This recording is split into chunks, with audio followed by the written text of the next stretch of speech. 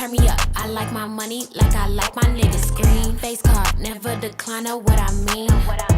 Act up and you gon' make me make a scene. Only time you hear my voice is when they play me on the screen. Got bad habits, I'm not the one you wanna keep. She a trap star, put that lady on a tree. Got her ass so shook, she shaking like an apple tree. Yeah, this life ain't meant for you, but baby girl, it's meant for me. This lifestyle ain't meant for you, it's meant for me. This lifestyle got girlies clocking on my teeth. This lifestyle can get you far, know what I mean. This lifestyle ain't meant for you, it's meant for me. What it do? This my boo, she from the south. We running man just like these bitches run they mouth. I got the juice, but they still claiming it's a drought. If I say I'm coming through, I'm about to flip the house.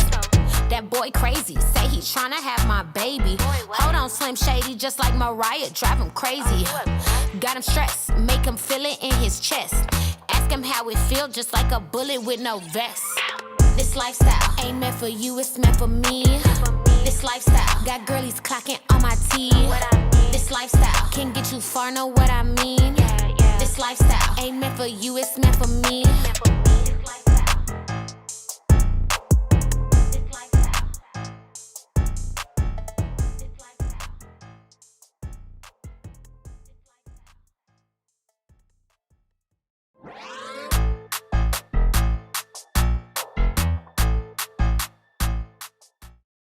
What up, Vibers? What is going on? Welcome back, welcome back, welcome back.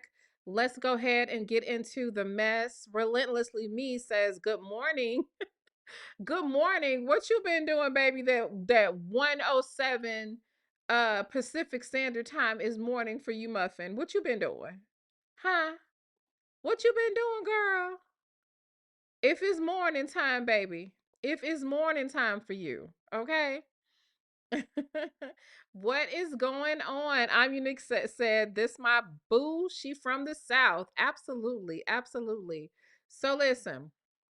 Yes, I want to say thank you guys so much to those of you that messaged me yesterday and sent birthday cash apps. I appreciate it. Okay.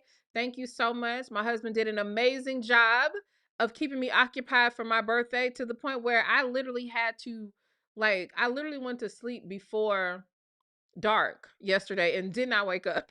Like literally. So, oh really? Your kids okay? You guys had to go to the hospital?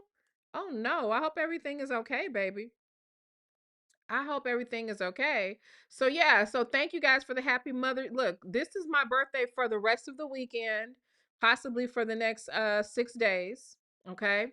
So yes, thank you so very much. It's a real nigga's birthday.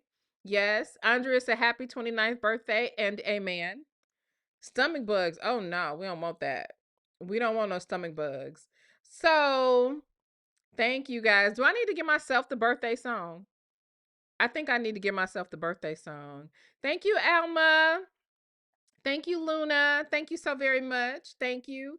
And shout out to Paula for joining the Vibers. Baby, we in a relationship.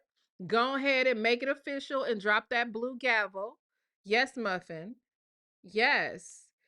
Okay. So I see when I look, okay, so when I look on the phone, I see like Miss Naturally Nolans. Thank you so very much. It says sent floating heart, but I don't know what it is. All it says is sent floating heart. So um maybe YouTube is doing some sort of update or whatever, but I just want to say thank you and I appreciate it all. Okay. Thank you, Tanya. Hey, Kenya girl. So I noticed y'all noticed I had a live scheduled for today for Shalita.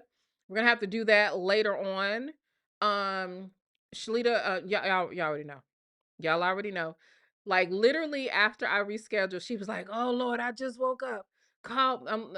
We'll just do it later on." But I want y'all to know that after this live, in about 2.5 hours, we're going to have another live. We're having the baby mama of one of the baby mamas of Carl Thomas on. Y'all know he a deadbeat. He don't like to pay his child support. Look, she showed up last night to a place that she regularly goes to have some fun and some drinks. Didn't know that he was performing. And baby, why Carl had her put out. But anyway, We're gonna talk about that a little bit later. Andrea W. Andrea, I thought you had a wrench. Where's your wrench, Andrea? I thought you had a wrench. I could have sworn I thought you had a wrench, baby. And now because I need to get my nails cut down, I can't even click it. I'll take care of you because it's not even let me properly click your name in order to do it. So yeah. Oh, thank you, Nola. Thank you, Relentlessly Me. Thank you both for the super chats. I absolutely I thank you. Happy birthday to me. Happy birthday to me. Thank you. Trinity, what is your weird ass talking about now?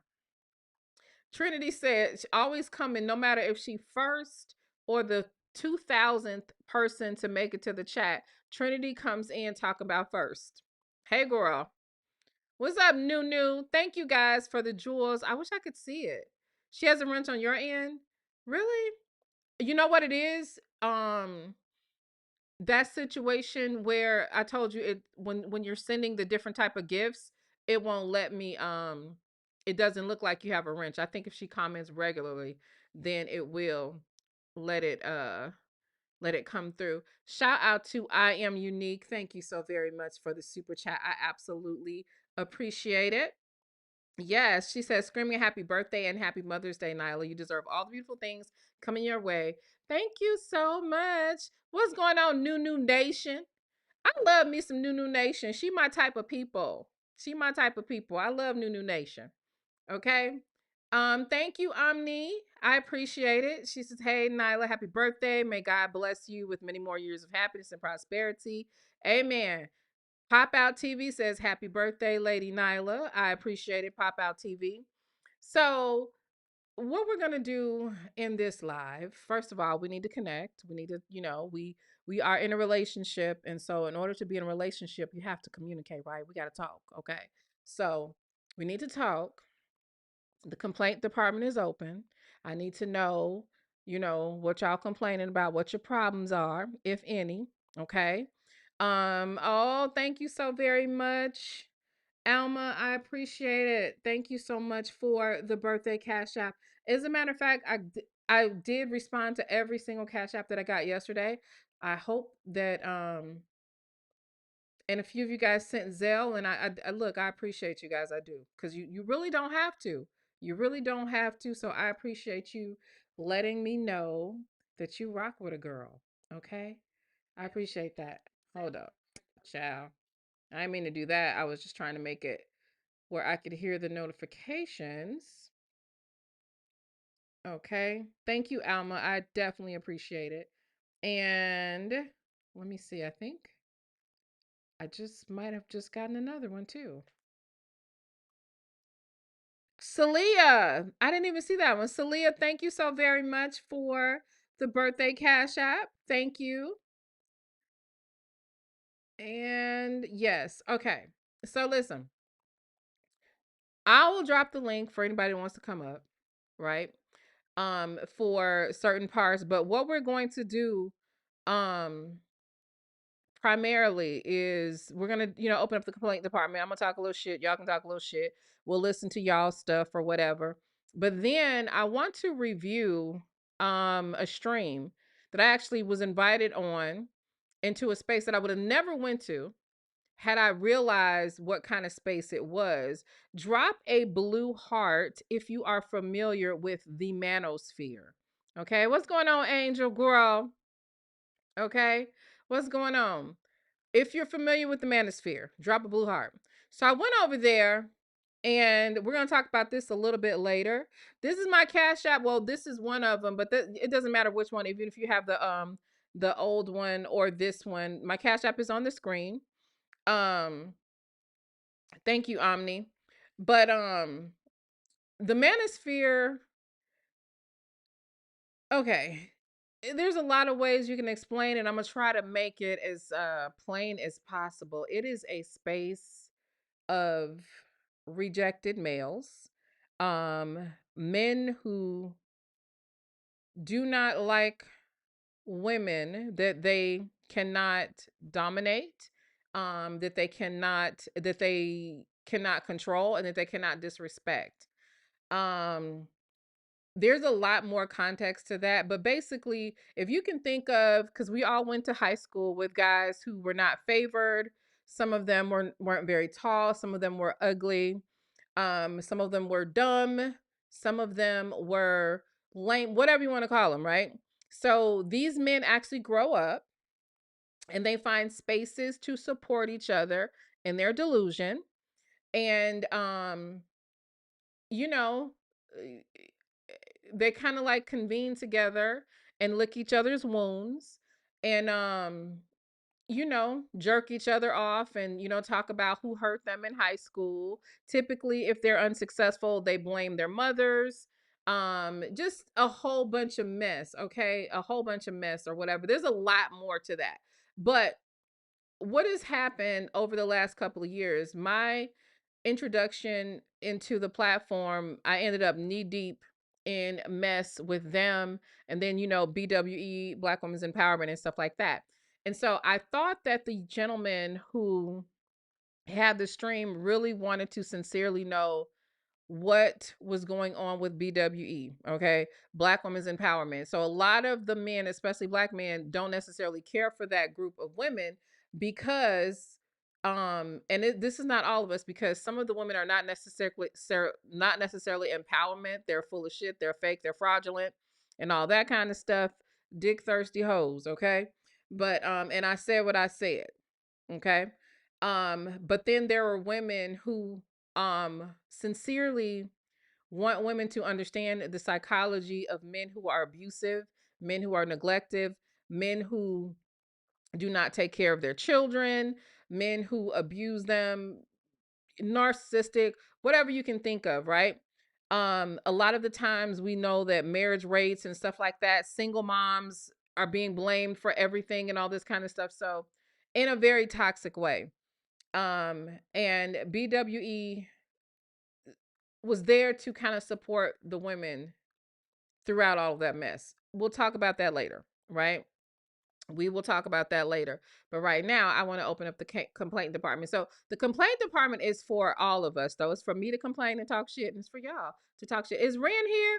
Hey, Ren. Ren, let me know if you want the link, honey.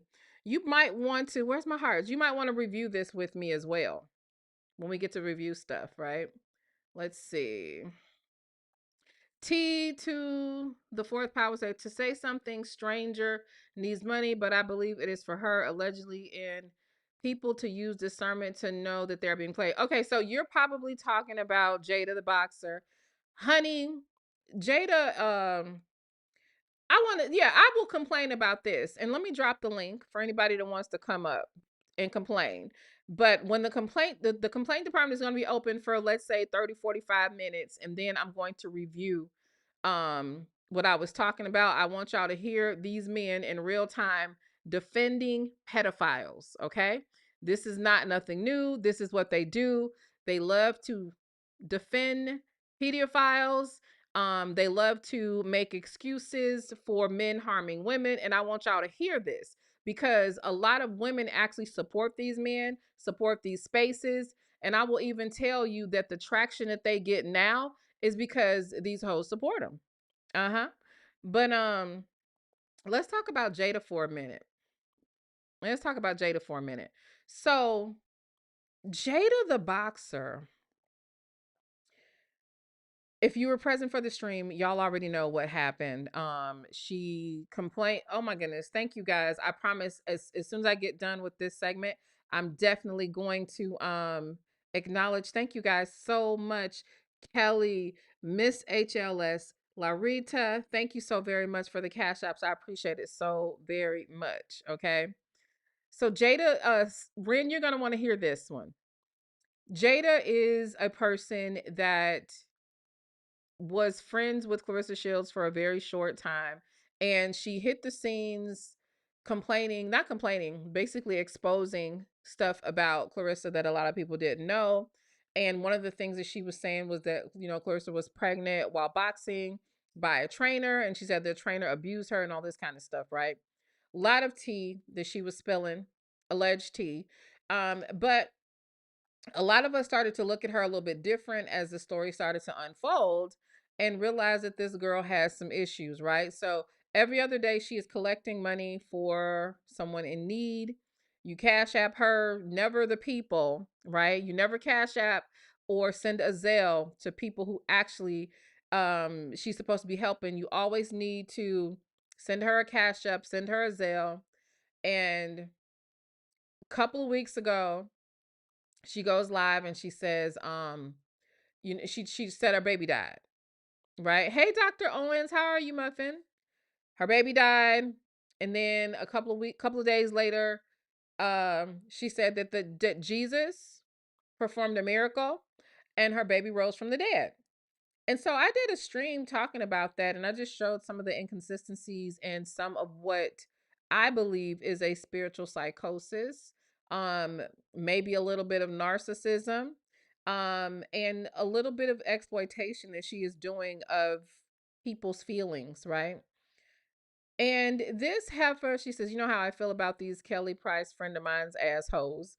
Ren Hirsch, just Hirsch. Let me put this link down in the chat. Okay.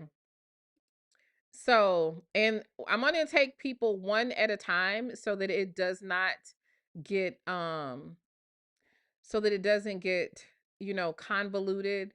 But Ren, also if you want, you can review the Manosphere situation because you were there and you were fighting alongside us with this mess, right?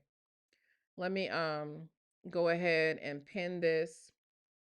So some of y'all in my comment section are upset and are saying that I should not have been saying anything to about Jada because you guys have decided that Jada has mental illness and so we shouldn't talk about her, right?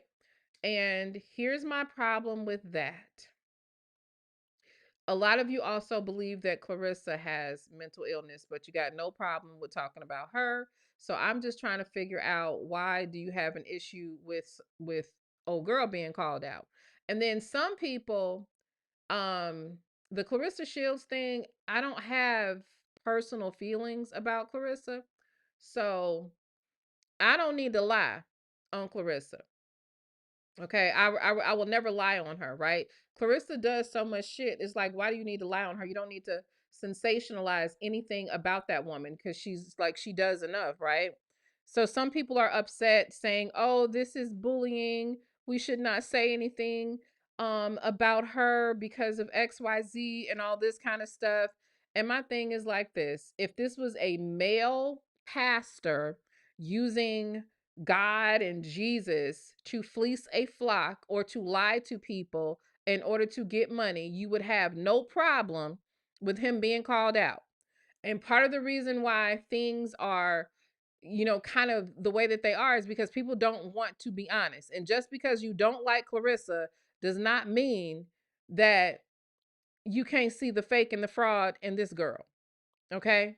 The girl is full of shit. The girl is a liar. She's anyone that will lie about Jesus coming and resurrecting a baby will lie about any damn thing. And if you're mad at me because I called it out, if you're mad at me because I said something about it, I can't say I give a damn. I really can't, Muffin. I'm really, really sorry. I don't give a flying fuck. Okay.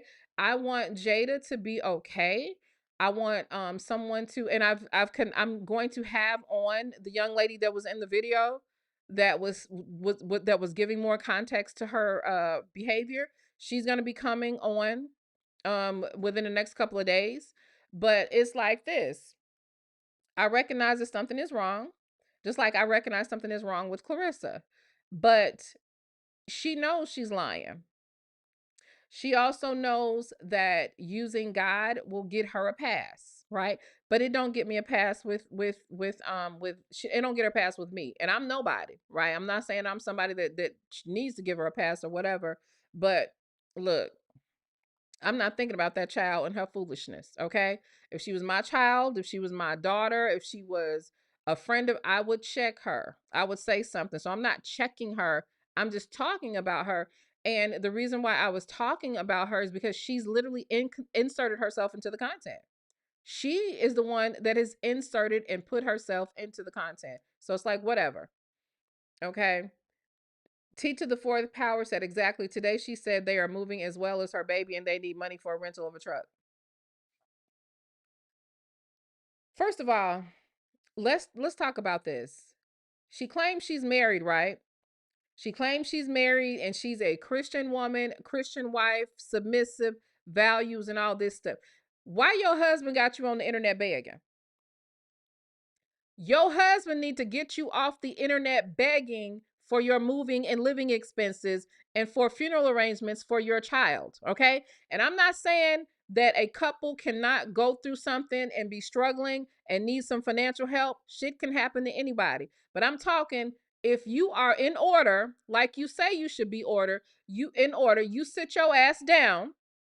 Your husband should be the one up here trying to beseech the public for assistance instead of having you out here begging bread. That's ridiculous, okay? Secondly, you don't love Jesus, okay? All that you love Jesus, you saved, sanctified, and filled with the Holy Ghost, that's bullshit. Because if you did, you wouldn't lie on Jesus, the Holy Ghost, or your baby. Okay? So y'all can soft shoe it with that conversation and coddle her all you want to.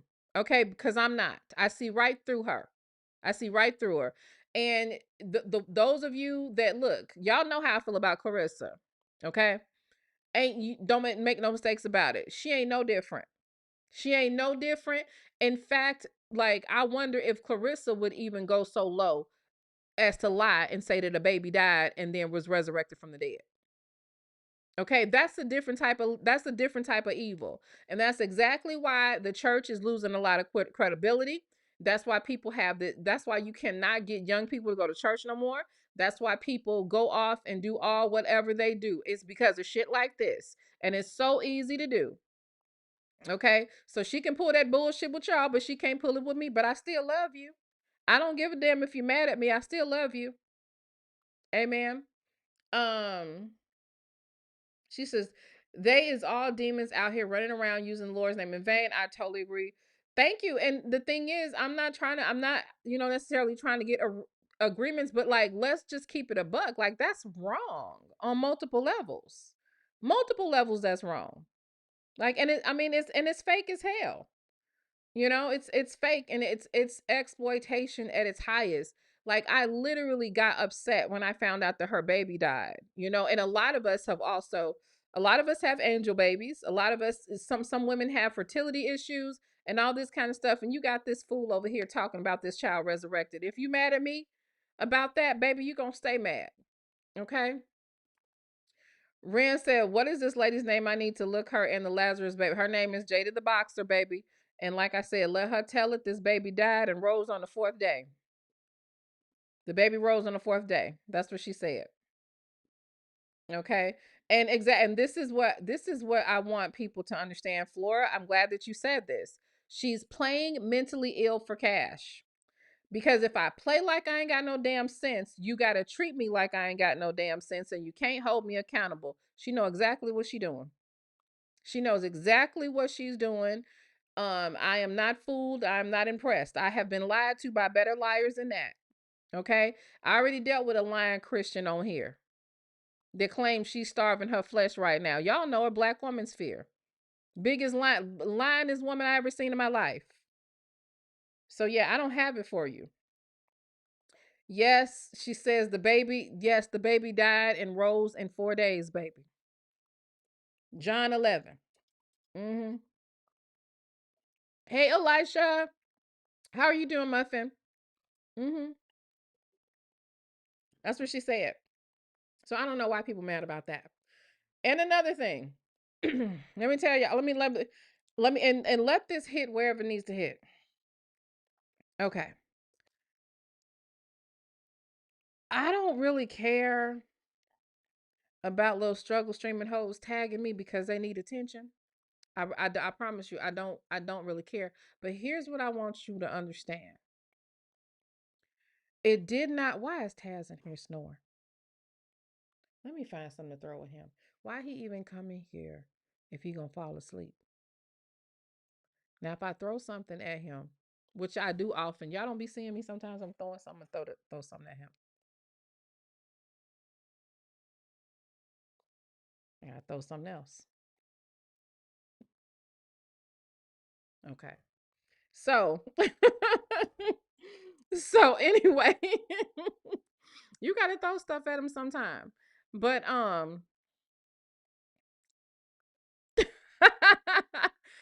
anyway, listen, let me give the obsessed taggers, obsessed with who I collaborate with and who I talk to. Let me give you a bit of advice. The reason why no one substantial or no one important has ever offered to collaborate with you, and why nobody's checking with you, and why you have been on this platform uninterrupted for all these years, um, and you still can't get no views, is because of your frequency, your energy, and a lack of talent. Now, talent can be taught sometimes. You can teach somebody a talent or whatever. But frequency, honey, you're choosing. Okay? And your frequency is one of envy, and one is that is very, very low. Um Worrying about what I'm doing and who's checking for me is not going to further anything for you. Okay? It's just not. And we're in a different timeline now, and some of you guys just don't realize that you can no longer grow a platform from making up Nas tales. You just can't. Okay? So girl, go do something else besides that. um Let me see. Callie Bay says, I'm off subject, but Nyla, your hair is. Oh, thank you. Thank you so very much. I appreciate it. This is, y'all remember this one? I you was wearing this a couple years ago. I just decided to pull it out of my wig closet, honey. I just decided to do something for the summer or whatever. But exactly, it is a frequency of failure, because like, and feeling like you're going to profit or benefit from someone else's perceived downfall is weird. It's weird to me. And who else did I need to say something to, since the complaint department is open? Oh, people were complaining because they don't know the extent of me and Cynthia G's relationship because we're private. And so they were surprised. You were surprised because you're not in the inner circle, honey. It was surprising to you because you're not in the inner circle. Like you're not us. Okay? Um yeah, I'm sure it was delightful for some people, and some people didn't, care for it, but that's fine. And even those of you that were complaining, here's what I can tell you. um Complaining about me saying that you're sure that I live a dusty lifestyle, or you don't like, I'm gonna tell you why you don't like me. You don't like me, honey, because I represent things that you don't understand, right? See, I didn't have to get my ass whooped. I didn't have to get dogged. And I'm not minimizing the shit that happened to other women. But see, I didn't have to go through that shit to learn a lesson. Okay? I didn't have to get my ass whooped. I didn't have to get with a dog ass nigga cheating on me. My daddy loved me. Okay? I'm sorry that that's not your experience. I swear to God. I empathize with you, but you're not going to make me pay and create narratives anymore simply because my experiences don't lend credence to your talking points. There's room for all of us, right? So, trying to invalidate me because I've never been with a man that was out here humiliating and embarrassing me. I've never been with a man that would not provide. I've never been with a man that would not protect. I've never been with a man. So, you want to make me pay for making the right choice. You can't do that, Muffin. And as far as, comparing, you really want to compare stuff with me? I mean, we can if you want to. I'm open to it. We can go closet for closet, house for house, car for car, whatever. Whatever makes you feel better. But I promise you I'm not going to lose. I promise you. Okay? And I don't even mean that like in a fucked up way. It's just that, what are y'all talking about? And if I was, somewhere struggling and suffering, shouldn't you be praying for me? Why would you want to see me down? Like, y'all be complaining about the wrong shit. I'm just saying. Complaining about the wrong shit. Okay. Renaissance woman says she's getting her ass whooped at work right now. I hope not, baby. Nunu said, now let's say it louder for those people in the back. I went through some of those things, but I didn't. You know what I'm saying? Like when I see a woman in a position to where she's being mistreated, manipulated, abused, or whatever, baby, I'm ready to roll. I'm ready to roll out with her. I'm ready to ride at dawn with her. Okay. I'm not going to make up a lie about some woman's life, or um be happy about what I think is her transgressions, or something that's, Clarissa, take Clarissa. If you really pay attention to what I say about Clarissa, looks like Ren is coming on up. If you really pay attention, right, to Ren, you don't have to be on camera. Do you want to be on camera or not? Let me unmute her so I can hear what she says. Well, I guess I could just put her in here. Do you want to be on? Did you want to be on camera? No, Okay, perfect. Okay, you're fine then. So, how are you, Ren? I'm doing well. How are you? Girl, I'm doing amazing. It's so good to hear from you. It's good to be here. Okay, so did you have something to complain about? No, I just wanted to be on here for the review part. And I will say, though, the frequency of failure is real. And when people don't like you because you display talents that they don't have, they will do anything they can to destroy you. But one thing I'm seeing, even though I'm getting my ass whipped right now, it always backfires and it circles back around. Mm-hmm. It absolutely does. It absolutely does. So I also, again, the complaint department is open. I will be taking your complaints from the chat or from the link, and then we'll move on over to we'll move over to review this bullshit that the minister is on. Mistress Monica, thank you so very much for the super chat. Where's my hearts? There you go. She says, Merry birthday, Nyla Girl Alive. Thank you so much. You make me so happy. You make me so happy. Hey, Yali. Hey, Positive Queen. Hey. Okay. Hey, Femi. Okay. So, what was the other thing? It was something else that I wanted to touch on from the complainers. Um, Before you oh, move on, can I say one thing about the boxing thing, the boxer lady? sure. Because I'd never heard of her, but I when I was serious about the Kelly Price thing, for me, whenever somebody, and I just always try to get people to think this way, whenever somebody is somebody's best friend and they come out and they start exposing them, I always wonder why the people don't look at them. They always look at the person being exposed rather than the behavior of the person that's doing the exposing. Because if you're somebody's best friend, you just go on about your business. You don't come back. I don't care what happens and call yourself exposing them. It lets me know you were the enemy all along anyway. Yep. Yep. You can always tell, especially what she exposed her for, to not in totality, but a lot of stuff that she was talking about was literally about her being SA'd as a minor. And then I saw her use that talking point against another person that might have been allegedly SA'd by her own father. Like, she used it as a weapon. Whenever I see women using SA as a weapon, I can't respect you. I cannot respect you. But I'm glad that you said that. So my she said my audio is too low. Hold on, let me see. I might have had mine down so that I don't overpower the guest. Let me see. Oh, I know what I did. I had the guest up super high because when we did our Patreon live with Shalita, I had she had some audio issues, so I had to turn her up a lot louder. So sorry about that. Hope that's better. Dr. Hope, thank you so very much for the super chat. I definitely appreciate it, Muffin. Thank you so much.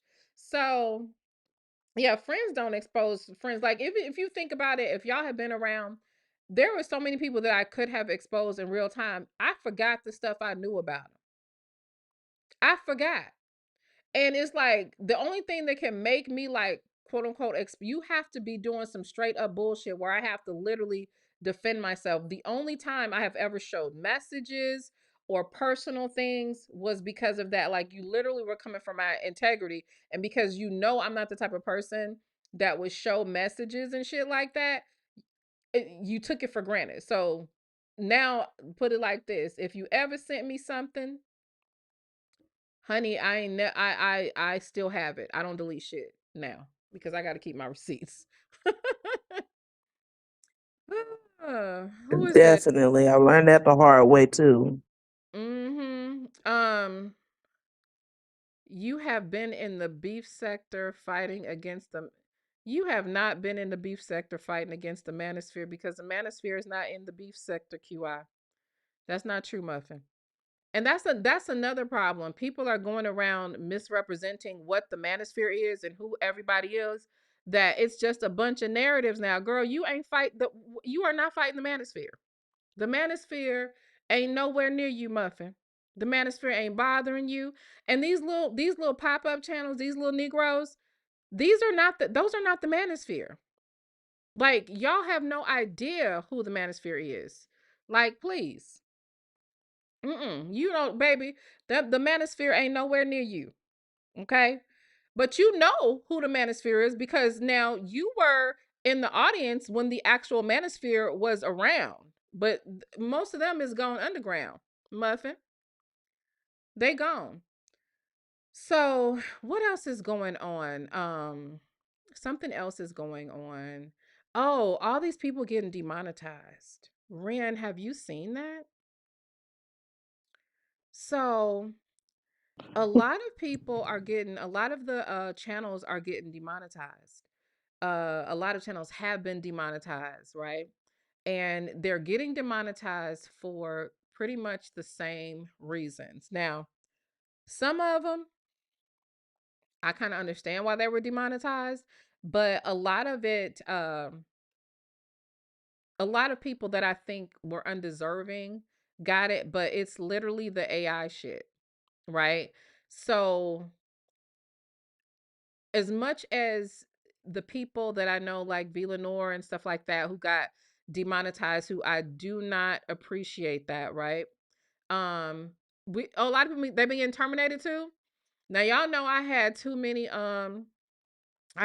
channels that got terminated because of these hoes and these fuck boys that it's hard for me to laugh at people who lose their channels. Now there are two people if they lose their channel, baby, we're gonna shout hallelujah and sing amen, right? But it is a protection, and hear me out. If people are getting, and I mean, I've seen huge channels. This one channel has over 400,000 subs that got demonetized. So it's not just little channels that they're messing with, but with how we've seen YouTube change over the last, let's say, what ran like 7 years, right? The 7 years that we've seen it change. Here's what I can tell Yep. you. Now we have it to where we're competing with celebrities. All of the podcasters are celebrities. All of the influencers are celebrities and all this kind of stuff, right? With that being said, do you want to compete with AI and celebrities? Because these AI channels, one of the AI channels literally used my entire video as a script, made their video and just copied what I said verbatim. And they have the ability to crank out content faster. They have the ability to, just do endless content because it's literally computer generated. Do you really want to be competing with celebrities and AI? So I think that, you know what I mean? What do you think, Ram? No, that's the reality. I have to say, like even the audiobooks now, the AI, they write the stories. You go on 11 Labs, put the script in there and pick a voice to read it. and you make a couple of pictures, and there you go. Girl, this AI bot, literally, this one channel, I forgot the name of the channel, but a lot of people were coming to me saying, "Oh, they just copied your whole video." Several times they came, right? And when I went to the video, baby, they literally copied me verbatim to the point where they were calling people girl la la and muffin. They didn't even Wow. deviate. Right. They literally and was getting views. They got like 20,000 views on the video. Crazy. Absolutely crazy. That So means I they just literally copied and pasted your script and put it yes. in the Yes. AI. They used my video as a script. And then when I went to their channel, I was like, "Look, what are you doing? Like you literally copied my whole video." They was like, "Oh," they literally said, "Oh, I was just trying to get some views. I was meaning to ask you." What? Like, you know what I mean? It's just insane. It's just insane. Now, like I was doing like the AI soap opera thing or whatever, but I think that that's a little bit different because it still was I had to create the script, I had to create the characters, I had to create the scenarios or whatever. But a lot of people don't realize that if your thumbnails look all the same, if you're using a lot of AI voices, if you're using like an AI avatar that does not have a lot of variation, and you combine all that together, they're gonna get you. They're gonna get you. But that's about it. And since ain't nobody complaining, let's get to the dusty manosphere. Okay. So let me it's not working right. Is it working right? Or do I have it on this thing correctly? Let me move this over here. Okay. So this channel I went on, Ren, I went because I was invited and I thought that this was not a Manosphere channel.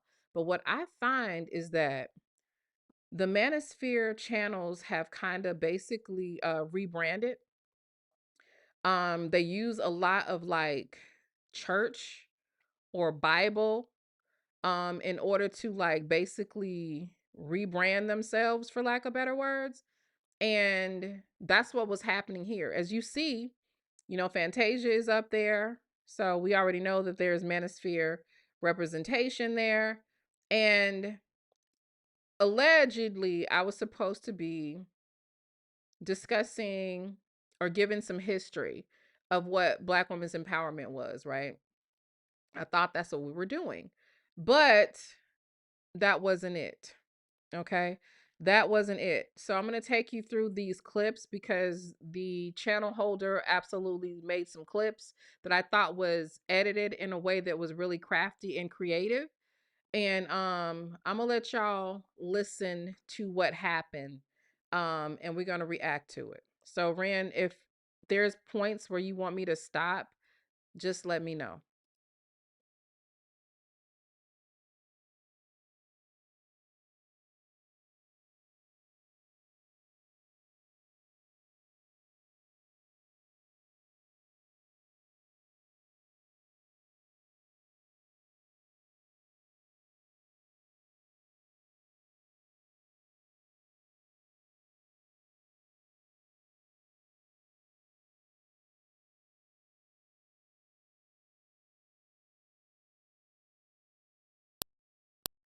Do you hear any interference, Ren?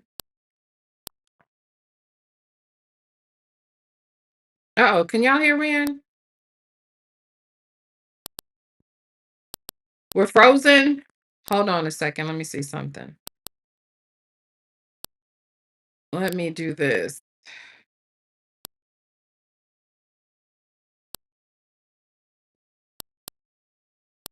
Okay, now let me try something. Let me see. Ren, can you hear me? His internet's messing up. Yeah. His whole space. It's in that space. You're breaking up. Breaking up. Taz. Taz, your internet. Try. Y'all can't hear me. You can't Yeah, hear we me. got it, but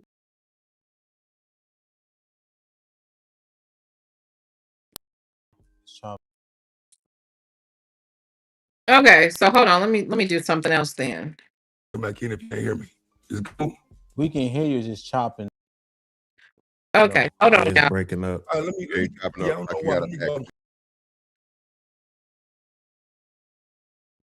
go. Okay, let me see. What is wrong? Come back in. Let me come Yeah, try coming back. Yeah.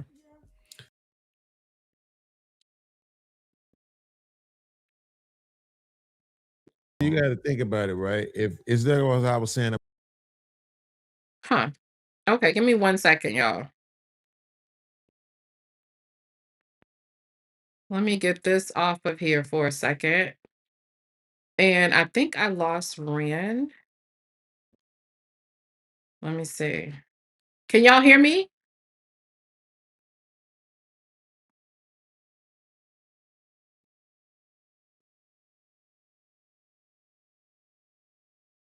Can y'all hear me?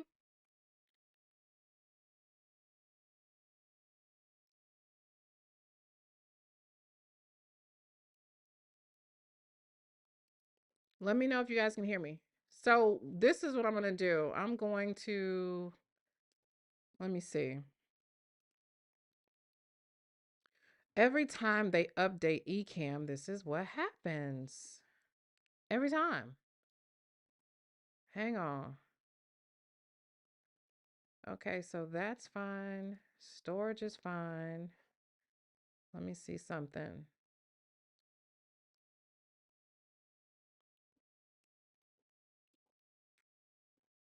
One moment. So y'all can you hear me? Okay. All right, so let me see. Let me find this downloads. 1 second. Okay, so actually let me do this because I'm not sure what happened because they literally just I just got a Chrome update and an update for Ecamm. So let me see. Let me look at this. I'm just going to download it. That's what I'll do. Because then that way I don't have to worry about it. Give me 1 second. So in the video that we're going to review, this particular one is it's actually what happened was there was a therapist that came on, and the therapist, like the other therapist that's actually now getting ready to go to jail, came in with some red pill talking points. All right, so now let me see if that works better.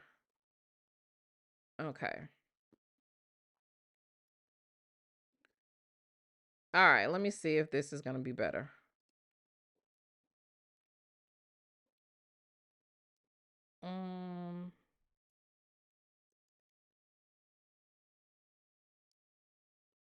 Okay.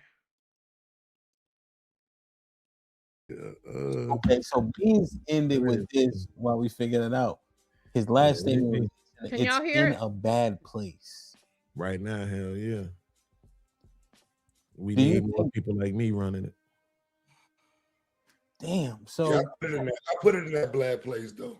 I put it there. That was me. I put it in that bad place because we're around this platform. His internet's messing up. Yeah. His whole space. It's in that space. Breaking up. Taz, your internet. Try. Y'all can't hear me. You can't hear Yeah, we me. can now. It's spotty, but yeah, we can hear you now. It's chopping. I was gonna say I'll go back out and come back in if you can't hear me. It's cool. We can hear you, just chopping though. Yeah, it's breaking up. Let me. Yeah, you dropping Yeah, I up don't like know you why. got Let me go and come back in. Let me come Yeah, back. try coming back. Yeah. Yeah, so you got to think about it, right? If is there what I was saying about MAGA, right? If you call something, right? And it's like, okay, that's the name of that. Okay, now I have an expectation based on what you call it, right? But then now I have to also watch how you move, watch what you do, watch what you say. And when that is the opposite of what you call it, then I'm not gonna look at it like this because you named it that. No, I'm gonna look at how you talking, how you acting, this and that. So as the Manosphere, one of my biggest issues with the Manosphere when I first came around was how you gonna have the women on the panel, right? Or just talk about the women in general and tell them, hey, listen, this single motherhood is causing this kind of problem with our boys and affecting, and our men are growing up and being like this. Then when you have the men around who are the representation of the dysfunction that you just talked about and tried to shame women for creating, then you try to shame the man for being the creation. You can't have it both ways. You cannot have it both ways. You can't shame me for being the thing that you already acknowledged I didn't have a choice but to be based on my upbringing, right? So that's my thing. It's too much hypocrisy. It's too much about clout and money and all that goofy shit. I think that did more harm to it than the women did, even though the women did do harm. I'm not gonna stop. You on mute, him. Yeah, the women thing always interests me, right? Because when This Might Be Risky first started, there was always a co-ed panel, right? Mhm. And it doesn't make it's more intriguing, right? But you knew them though, right? Say again. But you knew them though. You had relationships with them, right? Yes, I knew They them. weren't strangers. That's the difference. It's a very different ball game when you dropping a link, open panel, or inviting people, you know, and everybody pulling up and having these conversations, and they don't know you to respect you or value you like that. It tends to go left. I see. Okay. Yeah. Okay. hear me now? The other dynamic. Yeah, Taj, we get you. Yeah. All right, so listen, this is what I heard in the chat. And this is what I like. I can't, it's just hard for me to listen to this. Okay. The reason why there's a BWE and talked about, for example, Cynthia talked about unalive black boys, this and that. Let's talk about why that happened. These men were on here. What you looking for? Fantastic. Do I need to put more clips? Oh my God. Hold on. It's not terrible. It just See if can you hear me now? No. It's the same. The camera. We can hear you. We can hear you. It's not the camera. It's like the connection has a bit of a lag. Like it's inconsistent. Like it's there's cuts in the connection, but we can hear you. Oh, that's terrible. I got a debate tonight. I can't afford No, that. but we can hear. No. Yeah, we can hear you. So the last part you talking you about, and I telling them at the same time, we convoluted. We good. Go ahead, Tad. Go ahead. We're just listening. So a lot of this conversation, it became negative because you had men sitting on here saying, we don't have to take care of our kids. None of you women can't tell us what to do. We don't have to take care of our kids. We tired of the child support system, burn down the community. Stop having babies with black women. In fact, we're going to replace black women with white women and any other group of women that have black babies with them. These were things happening on the Sunday Rumble when I call these niggas, and people like Fantastic would come up and run interference because these men repeatedly embarrass themselves by telling these women they don't want them. They said stop having kids by black women. They blame everything on black women. So when a black woman said, okay, since everything is our fault, since every child being raised is at our feet and we made all these mistakes, everything's on us, stop having babies by them then. Since everything is our fault, since we can't get it right, since we so doomed to be single mothers, how about just stop having babies with them niggas? That's how the conversation started. So let me explain what's going on here. What was happening in the Manosphere spaces is that I think I might have to reset my computer. But what was happening was this: the men were blaming the women for everything wrong in the community, right? The men were blaming the women for being single mothers. They were blaming the women because of young black boys being seemingly predisposition to go and do fuck shit in the communities and stuff like that. Everything was the women's fault. You don't know how to raise a man. You can't raise a man. You keep having these babies. You're a single mom. It's all your fault, right? So because it was all your fault, a lot of the women, was like, well, you shouldn't be having their male children then, since the male children are the problem, right? And a lot of the men would sit up here and have this conversation where, again, everything is your fault. You shouldn't have had this child. You're not accountable enough. The just ridiculous. Just everything was the woman's fault, right? So why have the baby? Why have a baby by men that are going to basically blame you for how men turn out, right? Not taking any responsibility for the fact that even when you have a male child, even if you raise him the way that you're supposed to raise him, if he is a male child, he is going to acquiesce to the culture of men. Okay? They're not necessarily following their mothers, they're following the culture of men. Okay? Think about a lot of you, if you've had a child, if you had a male child or whatever, you could tell him whatever you want to tell him. You can pretty much, whether he turns out good or not, no matter what you say, he's going to go follow the males. It comes a time when boys are going to go and follow the men. So basically, the women were saying, well, just don't have him then. But And I have the Taz, proof. Taz, were those conversations in response to something? Yes, they were in response to people like Rebrand, No, no, no, no, no. Fantastic, and many others. No, not the women, the men. Not the women, the men. I'm saying the conversations that the men were having, were they in response to something? No, they don't get that argument because they was running around talking about their leaders. They run the space. Their voice is this, their voice is that. The problem is their voice was that, but the words that were coming out of there, they couldn't stand on them. Again, blaming black women, pointing at black kids, saying burn down my community, saying that the kids don't need to be having black parents because you can have a white woman have a black kid. Yes, fam, these are responses to that. They led the conversation. We responded. We won and made them cry. That's why you're still crying now. 5 years later, y'all still crying. Okay, but so Taz. Can I say something? The only thing that I would disagree with Taz on this is these men claim to be responding to Oprah's television shows in the 80s. And I'm not capping. They were complaining because they said Oprah was leading a smear campaign on black men, right? Even though most of the people that Oprah had on her show that were dragging their men were white women, right? I have never seen the inversion of this situation where white men are coming on TV saying, you know what Oprah did to us in the 80s? But all of these men are talking about what happened in the 80s. And they're responding half the time to a woman born in the 80s or the 90s saying that this is a response. It's insane. This is what I need you to do though, because I'm gonna be honest, this ain't making sense, right? Are you saying that men just showed up to the internet talking shit about black women and black kids and burning down communities for no reason at all? That one did. That one did. What we talking about? That one did what? What did I do? What did I do? To the Manosphere looking for a spot amongst that group talking about black men and women no reason at all. Well, I wasn't looking for a spot or anything. I came here just stating my opinion as a grown ass man. Look. So let me call Cap because he seems to forget that we were here. Okay.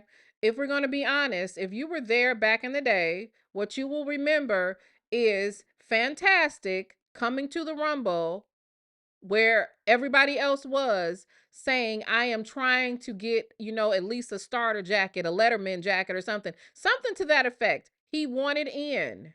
He wanted to be a part of it. He wanted to be down. Okay. On the Brandy side of the game, this nigga wanted to be down. So I don't know why he just can't tell the truth. He was looking for a spot.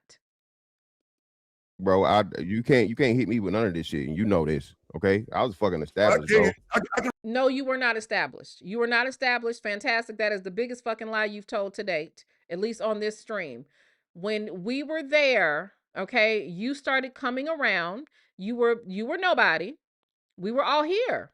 You were not only begging for O'Shea's links, you were begging for my links, you were begging for anybody's links. You were begging to be on the show. You wanted in. You were so fucking butthurt that you were even taking shots at me because you were mad that O'Shea was sharing my videos. Like, dude, come on now.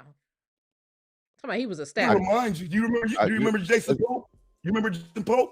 Remember that? Yeah, I did a story on that. The white man that black women, that black mothers were giving their daughters off to and prostituting their daughters for fucking No. concert tickets. Yes, that was proven. No. Hold on. No, don't say no. Hold on, don't say no. Wait. So see, this is the problem between me. I noticed that y'all notice what's happening. Now, if you don't know the context and you don't know Jason Pope, right? Jason Pope was a white male, a dusty white male, a degenerate who is now incarcerated with the claim that he SA'd, videoed, and did all type of like extortion and all type of stuff to minor girls. So before you do anything in this conversation, understand that he is defending in a backdoor sort of way a white man who came into the black community and sexually assaulted minors. He went to prison for assaulting minors. So keep that at the forefront. We are talking about minors, and most of these men have children.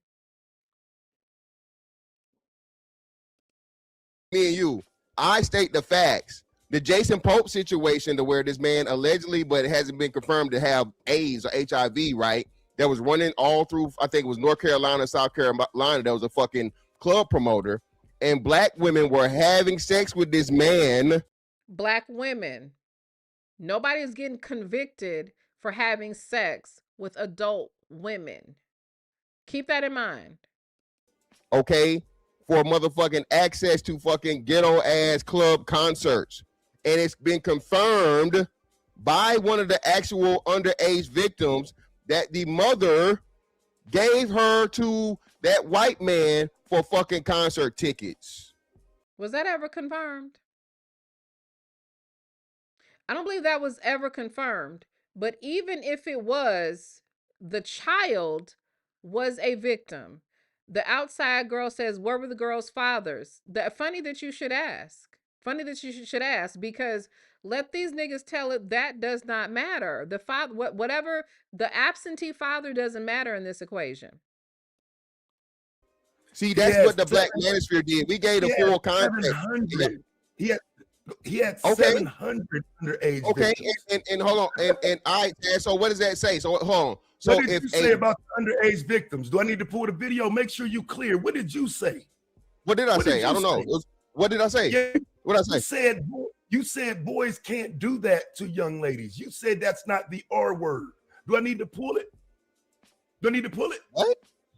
You what do you mean, boys? It's not the R word. You said what Jason Pope did was not the R word. And instead of coming for the white boy for messing with kids, you and the rest of the manosphere blamed black women for a predator. I said, do I need I literally did. You see, he's admitting they're blaming black women for what a predator did. For what a predator did. Now, the whole this is my problem, because if you really want to know exactly how this went down, Taz did do a complete breakdown and brought up the old videos like you have to do, because these men are lying. The Manosphere is attempting to rebrand and act like they're okay. And like this DJ Hamp Negro, let me explain something to you. I'm not stupid. I've been in this space long enough to know what is happening here, right? So you have men like Hamp who will sit there in a very inconspicuous way, almost unassuming, and act like, oh, I'm just trying to be edified and I'm just trying to understand, right? But do you see him checking the panel? Do you see him trying to understand why adult men are blaming minors for what has happened to them through the hands of a whole grown-ass man? I'm not seeing him checking shit. He's not outraged, but I'm supposed to believe that this is not a red pill space. Look, this is what I want y'all to pay attention to. This therapist. Okay, first of all, a YouTube therapist can really can go somewhere and suck a bag of dicks, as far as I'm concerned. When you think of the men who call themselves therapists in this space, one on his way to motherfucking prison, right? Let me not even get into that. Let's just go. Just gave you the reason why I would blame. I gave you the reason why I would blame. When I said that wasn't the R word, hold on, you definitely tripping. Right. So no, I know what you're talking about. That, so no, you go ahead. Go ahead. No, so you missing conversation. So no, what you miss? No, you missing conversation. Yes, you are, and I know exactly what you're talking about. So as I had to do here before, so on and so forth, I had to explain to fucking dumbass niggas what the age of consent is. Okay, most people don't even know that the age of consent is in the majority of states is motherfucking not 18. So I've never said that fucking. I've never said that Jason Pope dealing with girls was. You pull that up. Pull that clip, please. Pull it. And he did. Right. What you said was what you said was underage boys and underage girls cannot R word each other. It's not the R word, is what you said. When we literally just had a case 2 months ago of, did we not just see a case of 8 or 9-year-old boys in Florida who SA'd a child, and they're literally facing SA charges? To say that a child cannot SA a child is crazy too. But that's not even the topic. But even to the fact that that's coming up is just a way of deflecting from the topic. They don't want to hold that white man accountable. They want to hold girls accountable. And you're going to slowly see every nigga on this platform, with the exception of the guy with the Nike hat on, basically sit back and watch it and co-sign that mess. You said that's what I said. Yeah, I did say that, and that's accurate. So for legal standpoint, wait. No. I'm not done with the statement. I'm not done. Go ahead. Because you said this about the Jason Pope situation. The problem is, again, the man took advantage of babies. So instead of dealing with the fact that even now he's locked up for being a predator, for messing with babies, you took that conversation and made it about anything other than this white man taking advantage of those young girls. Because of that, right? So let's move forward. Because of that reason. No, because I gotta clear what you tried to put out here. So what I was saying in the process about young girls and young boys can't R word each other is I was saying that both of them are culpable. What I'm saying is, from a statutory standpoint, both of them would be fucking guilty of statutory, because people underage that cannot consent are not supposed to be having sex at all. Don't do that, bro. And this is why hold on. This is why me and you had the falling out. Hold on, bro. No, let's be clear about why there was a falling out. There was falling out because you a bitch ass nigga, and you assembled behind a group of bitches, a group of low life ass bitches who were fucking jealous of my platform and just wanted to at any means just take Nyla down. And because Taz would have been part of the collateral damage, you lined up behind a band of bitches and helped to orchestrate a big ass smear campaign. Okay? And we got every fucking receipt. Every fucking receipt. I'll let you speak. You were wrong. This the big. Hold on, bro. This is the big part. This is the big part of why I had a major falling out with y'all, because, bruh, I don't got no. You had a major falling out because you a fuck boy. You lined up behind those women. As much as these Manosphere men talk about they're not bitch led, this nigga that you looking at, he's bitch led in ways that I have never seen in my life. Never. Okay? Literally had like the bottom of the barrel women leading you by the nose. And I can prove it. No fucking criminal record at all. None. Zero. I ain't never been motherfucking convicted of shit. Any charges I had ever been dropped. And you niggas start playing around with that shit, calling any and every man that would simply state legal facts and want to put that P word on niggas, when y'all was actually cool with P words. Now, if you really... Y'all, let's talk about who was cool with the P words. Who's from the era of when, before the Manosphere was destroyed by Taz, okay? we can point to so many damn pedos and pedo defenders in the manosphere that it don't make no sense. Y'all defend them.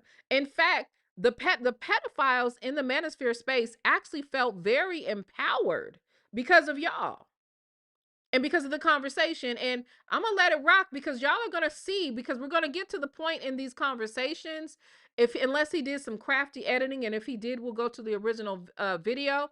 These men sound like they are pedo sympathizers.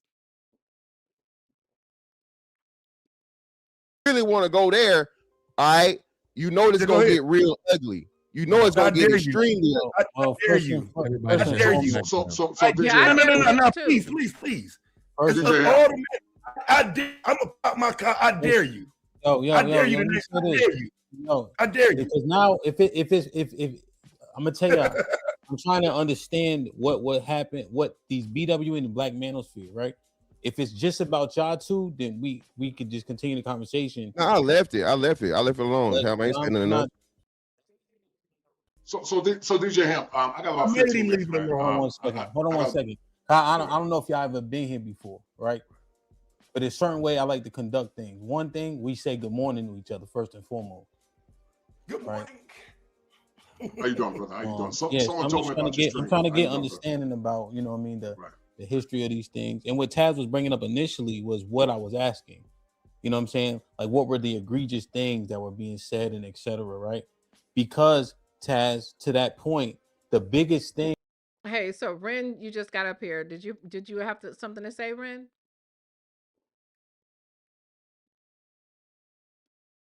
Uh-oh, did I put you here? Are you in the stream, Ren? It says you are. Well, speak whenever you want to, baby. Thing is the whole killing black male babies, right? So I'm trying to see like, is there any? Well, I'm saying that's like the biggest thing we hear from like the most egregious thing I've ever heard, and that's why I was asking what was egregious on the other side. So that's why when you give me the history, that's why I'm listening to it. You know what I'm saying? Like I had the audio of these men. I'm saying that's what we're trying to find. Yeah, we're trying to figure that out because they are too noisy now, right? So now, if anybody start talking while I'm talking, now everybody think they could do it. All right, it's getting too noisy now, you know. So that's why I was listening to what Taz was introducing, because those are the potentially egregious things that don't make a lot of sense, right? Like Mr. Fantastic, when I was hearing Taz, it's like we focus on an issue, right? The less important part of the main issue. That cracker raping those little girls, I'm gonna beat that shit into the fucking ground before I start talking about the other potential problems in that situation. So when I heard him saying that, that's what I took from that essentially. Yeah, cool. So let me again, Hemp. My bad, Mr. Fantastic. Kosher only got a few minutes. Let him go ahead. Yeah, I just wanted to acknowledge what Taz was saying, because that's the substantive part. Yeah, but it's improper framing. But like I said, I'll address it after Culture Collision is done. And I apologize if I was rude to anybody. I just don't want us to get so far gone we can't have a conversation. Right. So it's a pleasure to speak to you, DJ Ham, Mr. Vintax, all the guys on the panel, Beans, and all the guys, man. If you can keep me up to breast of what's going on, I like to get my input to what's going on and try to get some normalcy to any perceptions or any biases associated with the manosphere, because I'm a licensed clinical therapist out of North Carolina, man. You know, I know some boys from your stomping ground at ESCU, man. Some of my boys played at ESCU, and you probably know some of them, but I'm gonna keep that. And just so y'all know, a man on YouTube saying he's a licensed clinical therapist don't mean shit. Okay. I don't know if it means something for other groups of people, but the men who have come into our space that present themselves as licensed clinical therapists, the last one that was Manosphere adjacent, he is literally indicted by the feds. He's one of the biggest liars. He married an abuser. He is a thief. He is literally quintessential fuckboy, unfaithful to his wife.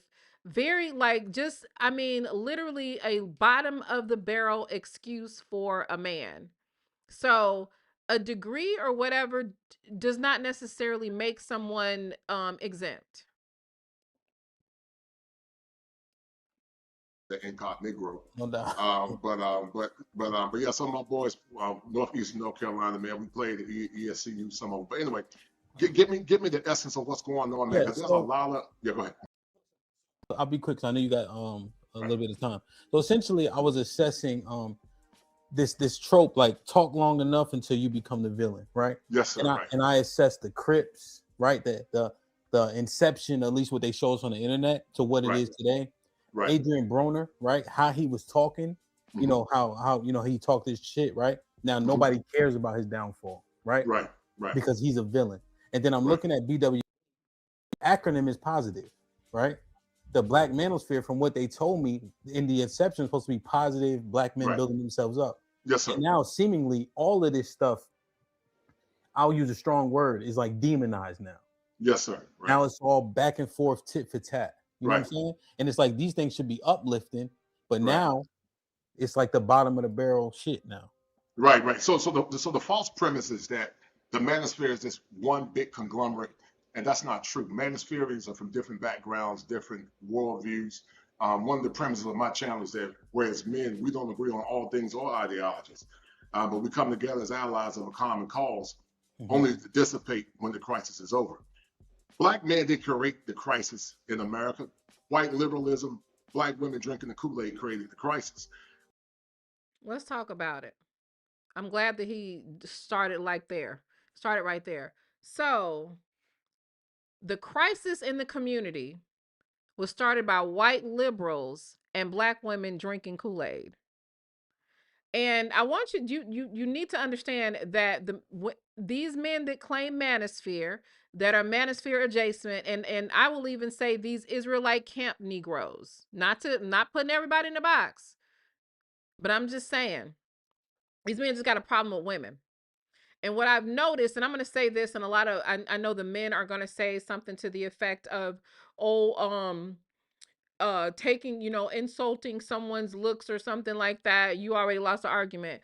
They use the argument of aesthetics to discredit women at every avenue, right?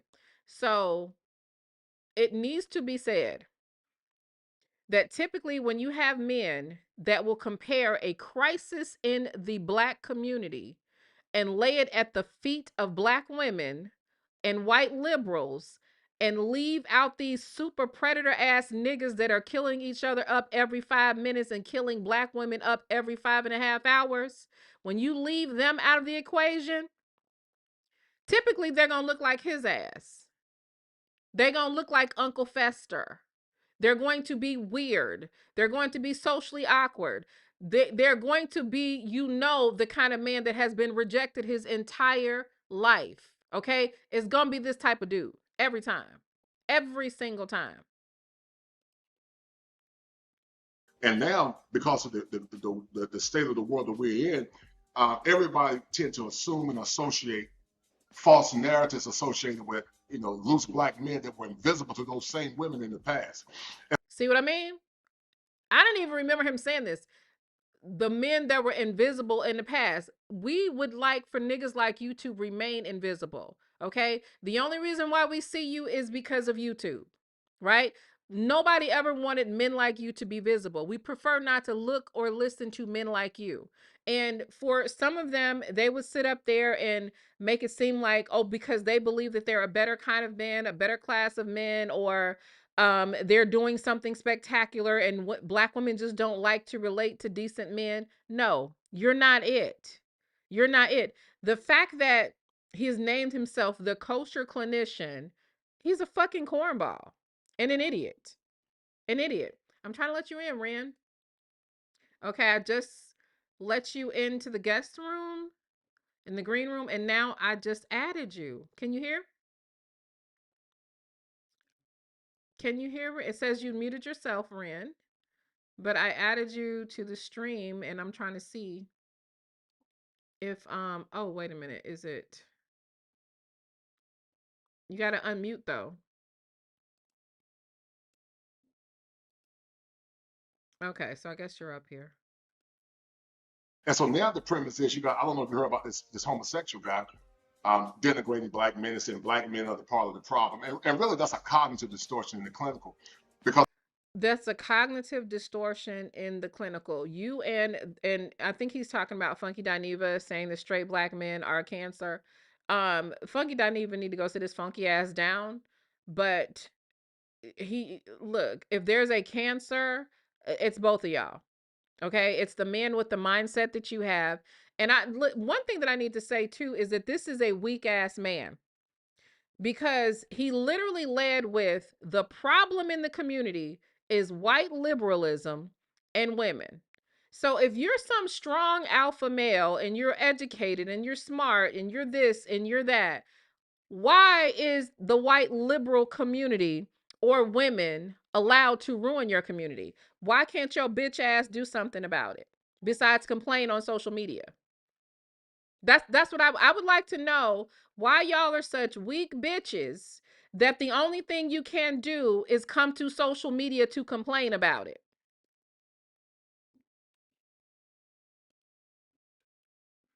it's all predicated in something called overgeneralization.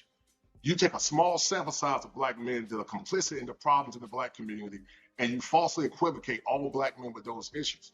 And that's a false assumption because most black men are not complicit in that nonsense. Most black men are complicit in what?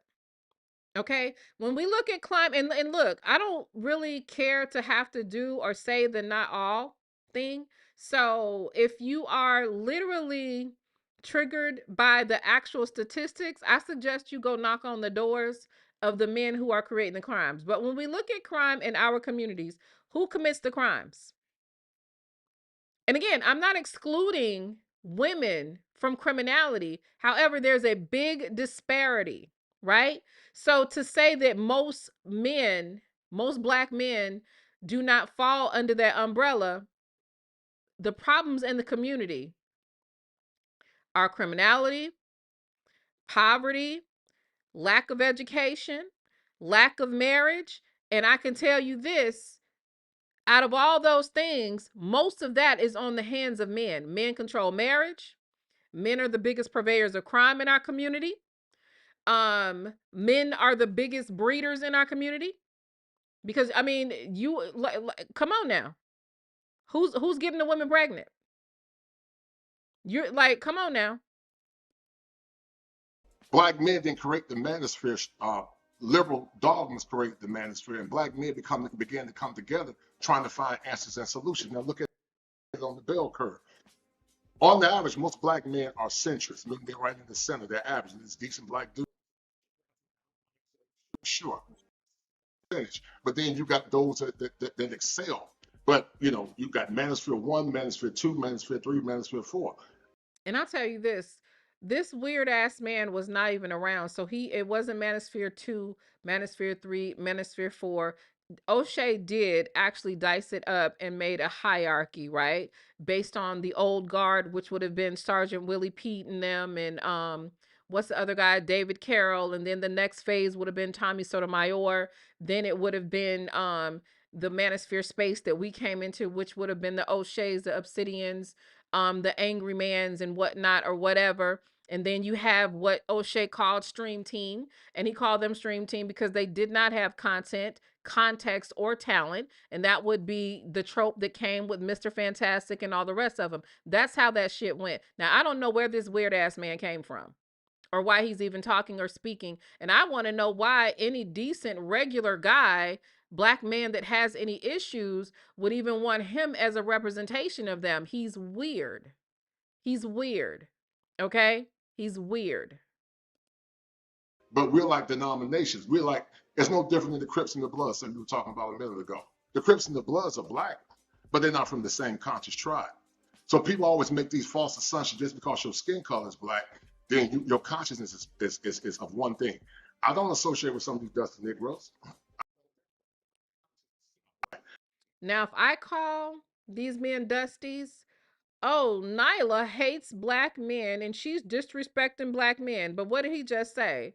I don't associate with these dusty Negroes. Now, he thinks that he can actually rent. I don't know what's going on. I keep adding you to the stream. But I don't know what's happening. But it's weird because he's literally saying what Cynthia has said. Most of them don't have a black consciousness. They don't. But Cynthia says it and they get all butthurt and they cry, but he literally just said it. I don't agree with him because I believe that you can't have a black community unless black men are leading their communities. And so what's stopping you from leading your community? Because this is my problem, right? And this is something that I heard from my own father. When I asked him, because I had never heard men sitting up crying about feminists and feminism destroyed the black community, and I can't do this. She won't let me lead. She won't let me. I've never heard so many "she won't let me" ass niggas in my life, right? So I asked, like, what is going on? Why are the feminists stopping you? What is happening here? And my father was saying that I don't care what feminists do. Nobody's going to stop me from leading my household or my community. A feminist is not going to stop my impact. But let these men tell it. Okay? Don't nobody got to respect you as no leader if you're sitting up here crying about white liberals and women every 5 minutes, because why you can't do nothing about it? Why can't they do anything about it? But when you got a generation of women who conspire with liberal white women, they conspire with maladaptive policies. We're in the situation that we're in. We're conspiring with maladaptive policies. Let me explain what the maladaptive policies is, because these Negroes love to talk about these maladaptive policies, okay? So he's saying that black women are conspiring with the white liberals with these policies. Typically, they mean welfare and food stamps. Let's talk about this welfare and food stamps being maladaptive. And Cynthia actually mentioned this, right? The other day. When we were having these conversations back in the day, the Manosphere males, BGS, Angry Man, a couple of other them sat on my platform and said, instead of black women accepting food stamps from the government, they should have let the children starve. The Manosphere answer was for the children to starve. Let's talk about the policies, though, y'all. Let's talk about the policies. Here's how the policies went. When they complain about food stamps, what is the first thing that they say? They say black women chose food stamps over their men. And there was a short time in my life, I would say the early 80s to early 90s, where that had been said so much that I actually believed it. The whole, they're trying to keep the black man down through the black woman and all this kind of stuff. Let me explain something. The man in the house rule is what they're upset about. The man in the house rule was not nationwide, okay? It was only affecting black people for about 5, maybe 6 years in the 60s, right? And basically, what the man in house rule was about was, we are here to support women and children that do not have men to support them, right? The fathers are not working, not providing or whatever. We'll provide them room and board and all this kind of stuff, right? That's basically all it was. And it wasn't exclusive to black people. It was for everyone. A black woman went to the Supreme Court and got the man in the house rule thrown out. But yet, 50, 60 years later, you still have black men saying your mothers chose food stamp over us. The man in the house rule was only affecting the black community for about 6 years. But do you guys know what happened when they threw the man in the house rule out?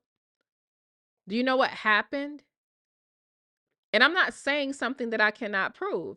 When they threw that rule out, let's take someplace like Chicago. That's when those men ran up in those apartments and those projects and ran roughshod. That's when they were taking the women's resources, bullying the women out of their money. It actually gave them a protection, right? It actually did. But I said all that to say, exactly, Stacey, it was only a law in 12 states. So how do we get 50 or 60 years later, we're blaming the Black community failing in their eyes on Black women getting food stamps? It don't even make sense. It don't even make no damn sense. And now because of that, and when things happen, you have these people that have this pro-Black ideology. I call it static Blackness, and the presumption is that just because your skin color is Black, your consciousness got to be Black. But here's the problem with that, DJ Hamp. Now, mind you, his consciousness is Black, but his vote is Republican. And listen, I'm not even on that. I'm not one of those people that are dogmatic about how people vote. But I just want y'all to know that. I just want y'all to know that. He's talking about Black consciousness as he sits up here and blames the community downfall on women. What's up, Anti? She said bums had multiple women receiving aid on speed dial. Yes, they did. They did. Black people were never one in Africa. We didn't come from the same tribes in Africa. It was tribalism that made us one. We had to become one because of the struggle, but we were never one in consciousness, in religion, and in tribal affiliation. And what the fuck does this have to do with anything outside of him trying to make a separation between him and other Black people, having a conscience that he decides which is the right Black consciousness, though? So what you're seeing now is a bunch of folks that assume just because your skin color is Black, you're going to associate with them. I don't associate with Black folks if their consciousness is not about pro-Black man, Black men being the leaders of their family, and Black women following and honoring and respecting their men. There can't be a revolution. Pro-Black man. How many years have we told y'all that the pro-Black movement had shit to do with empowering Black women? Okay. So the reason why the pro-Black movement has to be pro-Black male is because some motherfucking males can't stand on their own 2 feet unless they knocking a woman down or unless they shitting on a woman. Because when you can't make your own way in society, when you can't when you can't conquer another man, or you ain't running shit with other men, you could at least get a woman to fall in order if the government puts you in position to do so, right? Because if you even think about it, most of them say they need the government to get us under control anyway. They need us to have no resources so that we can be controlled. Fuck out of here. To Black women honor and respect their Black men.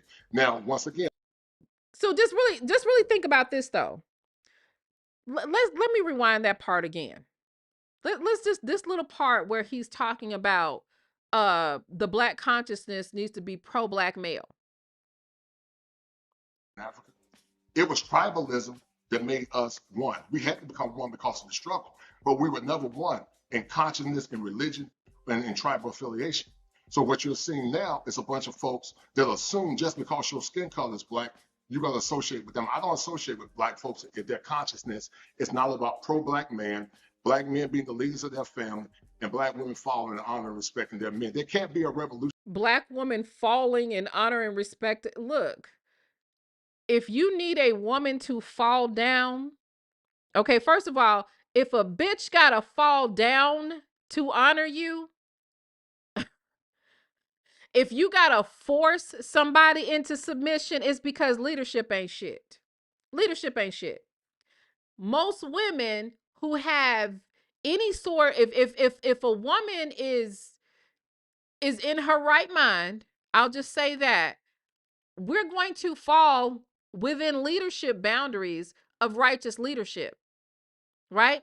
But because if you gotta force somebody to follow you, if you gotta force a woman to cooperate with you, that's your poor leadership skills. And I'm just trying to figure out why this man who I know got diabetic feet, nigga got high blood pressure. I know this. This nigga got all type of, I feel it down deep down in my spirit. Who's going to follow you? You could talking with a heavy tongue, can barely talk, can barely even enunciate his words. One of the first things that a leader should be able to do is to articulate himself. To black women honor and respect their black men. Now, once again, is there a portion of dusty black men that are going about? You're one of those dusty men. You're one of these dusty men. One of the first things that he had something to say about was men that were unseen. Okay. And that's what I mean. All these like ugly niggas, socially awkward niggas who just didn't have no juice. Nobody wanted to be bothered with them and shit like that. They literally have an axe to grind with the women who they could not get. That's literally his problem. And it's always someone that looks like him that expects the most from women. Causing chaos in the black community, sure. But we can't take a small sample size and falsely equivocate all black men as being complicit in this nonsense. But you just decided that all black women are complicit with white liberals. And this is a therapist. Who is this nigga giving therapy to? Who is he giving therapy to? He gets to generalize and marginalize all black women, but you can't take a small sample size. What the fuck makes you think the sample size are the decent ones? But y'all don't hear me. The sample size, the whole reason why we can say the collective is because the ones that do not, look at this panel. Look at this panel. There's only one man on the panel that is willing to tell y'all that that white man who raped those kids needs to be called under scrutiny. That he is the person that is responsible for doing that. Only one out of the 6 on this panel is willing to hold Jason Pope accountable for harming girls. But you want to talk about sample sizes. Look at the fucking panel. Like I said, just like this gay guy now going around saying black men are the part of the problem. Do something about it then. Do something about it besides sit up and complain on YouTube. As much as this is really what gets on my nerves with these Negroes too. They want to sit up and talk about what women need to do. You need to get women in order. Why don't you go to them goddamn corner stores and get them corner boys in order? Because it's easier to talk about what women need to do and how you need to get women in order. But how come you don't go? Why you ain't somewhere on O Block? Why you ain't somewhere in the projects? Why you ain't somewhere in the corners getting them niggas up, getting them together? Is that not a fair question? Why does it boil down always to what women? Shouldn't you be gathering up those men that are destroying the community and your image? Those men who make up those incarceration rates? Shouldn't you be discussing that?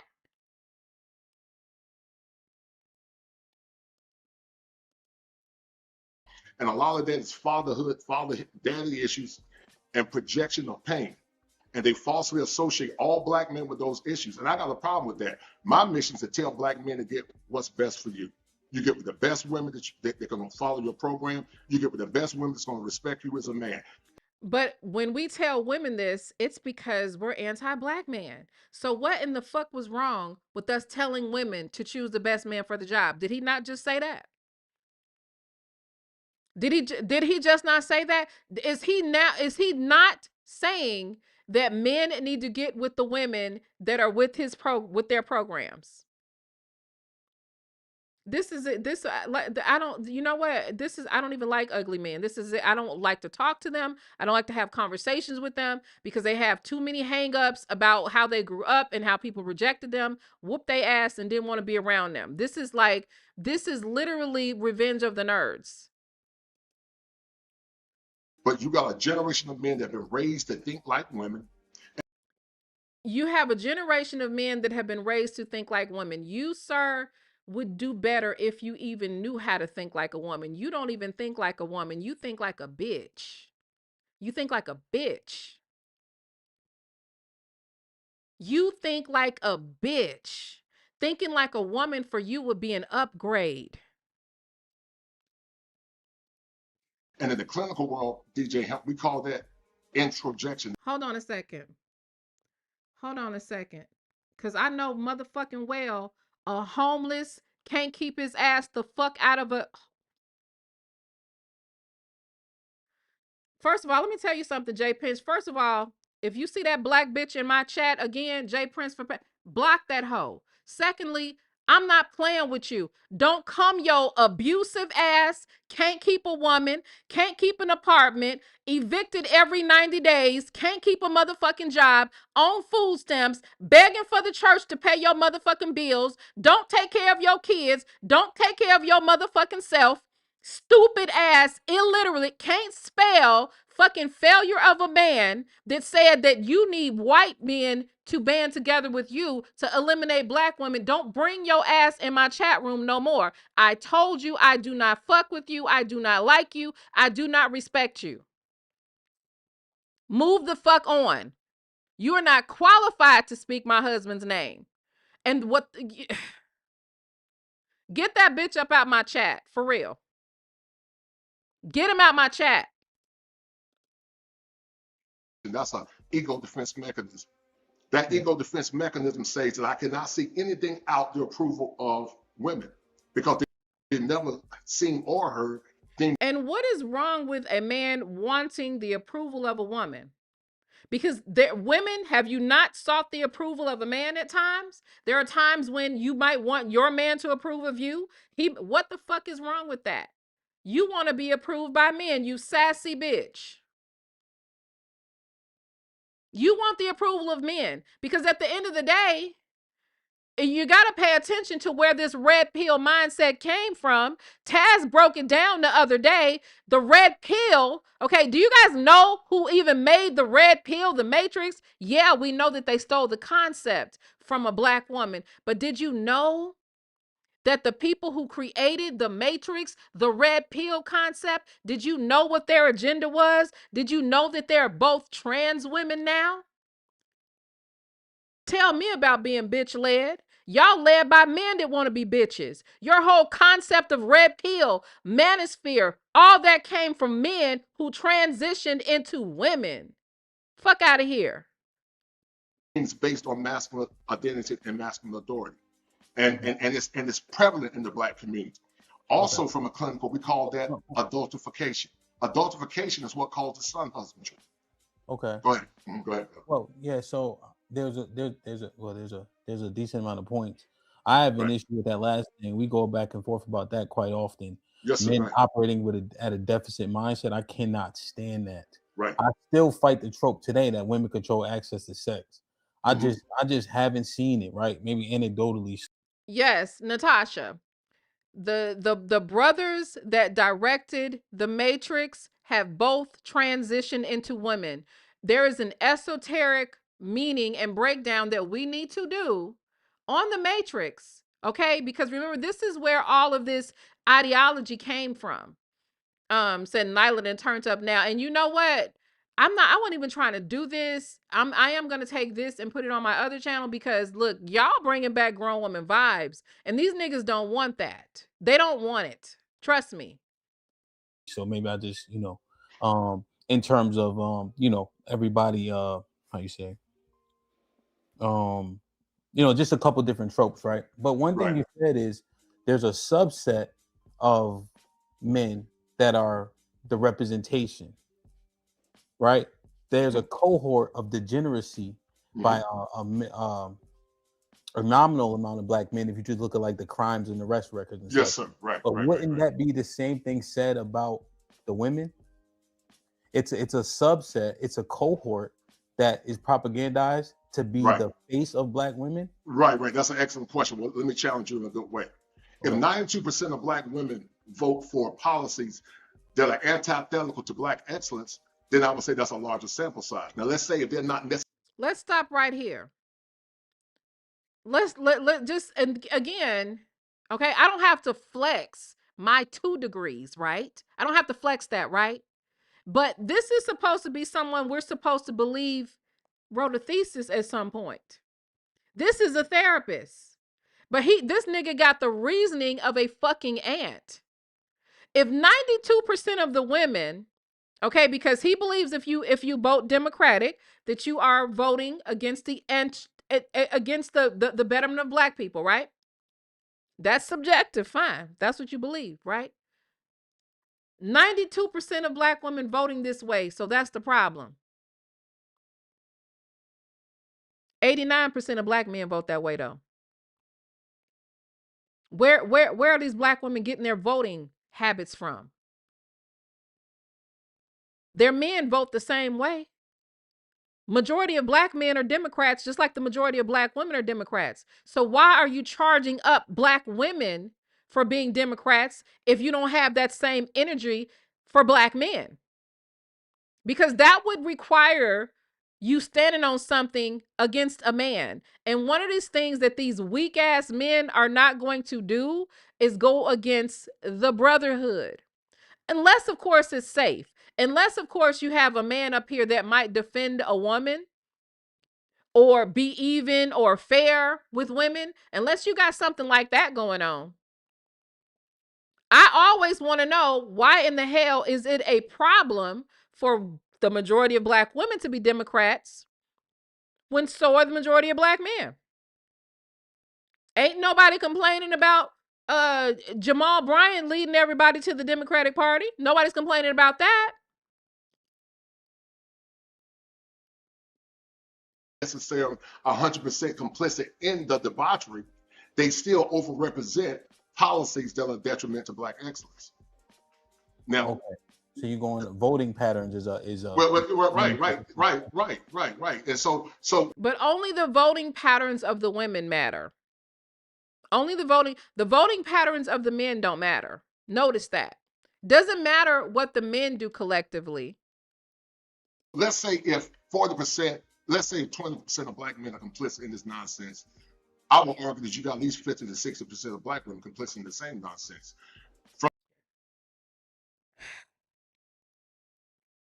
Now, if I say that, let me just stop.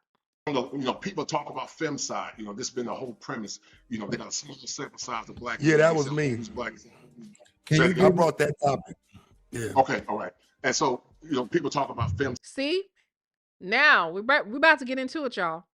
Femicide. He seems to think femicide. What did he say? Hold on. Let's rewind it. Because this is where his bitch ass about to get cooked. Detriment to black excellence. Now, okay. So you're going voting patterns is a right. And so let's say if 40%, let's say 20% of black men are complicit in this nonsense, I will argue that you got at least 50 to 60% of black women complicit in the same nonsense. From the people talk about femicide. This has been the whole premise. They got a small sample size of black. Yeah, that was me. People talk about femicide, and shout out to the GOAT, right? Because that was the first man who was on here talking about femicide, and the one that paid dearly for talking about femicide. But remember, this nigga already told us that the community needs to be pro-black male. So it should not surprise us that femicide was something that he wants to diminish. If you don't know what femicide is the unaliving of women and girls. Okay? In this country, a black woman or a black girl is unalived every 4.8 hours. Right? 92% of the time, the person who is going to unalive her is going to be a black male. Right? And speaking to that means that you're anti-black male if you just tell the fucking truth. If you just tell the fucking truth. So instead of getting to the bottom of it or even having a real discussion about why we make up such a small part of the community, the American community, but yet we get unalived at a rate that is 4 times higher than women who outnumber us by 20 million. You don't want to have that conversation? Okay. I brought that topic. Yeah. Okay, all right. And so, people talk about femicide. And so they were trying to make this Femicide. false analogy that a large conglomerate of black men are complicit in destroying women. That's a false narrative. Who the fuck else is doing it? That is not a false narrative. All you have to do is go to the FBI stats. Matter of fact, let me just pull some stuff up. It's not a talking point. But what it is it's something that they don't want to talk about, because hold on one second. No, you know what? Let me let this fool talk while I find it. Narrative. Most black men are good men, hardworking men, solid dudes. Are there fringe lunatics? Yes. But then if we want to make that argument, then we can say that a large percentage of our own quote unquote women are complicit in the infanticide. Because I promise you, if you look at the stats on the infanticide among black women is a whole lot higher than the stats of femicide of black men contributing. No, so this is how they love to make these false equivalencies. He's basically trying to say that black women unalive their children more than black men unalive black women and girls. That's just not true. It's not true. If that were the case, baby, when I tell you and here's the things, even if that were the case, what you're not going to see is black women diminishing it. We're not going to see them acting like the unalivement of children is a small thing, like he did with the unaliving of black women and black girls.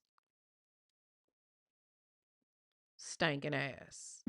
Contributing to homicide against black women. I promise you those stats are higher. Now, If you quick question.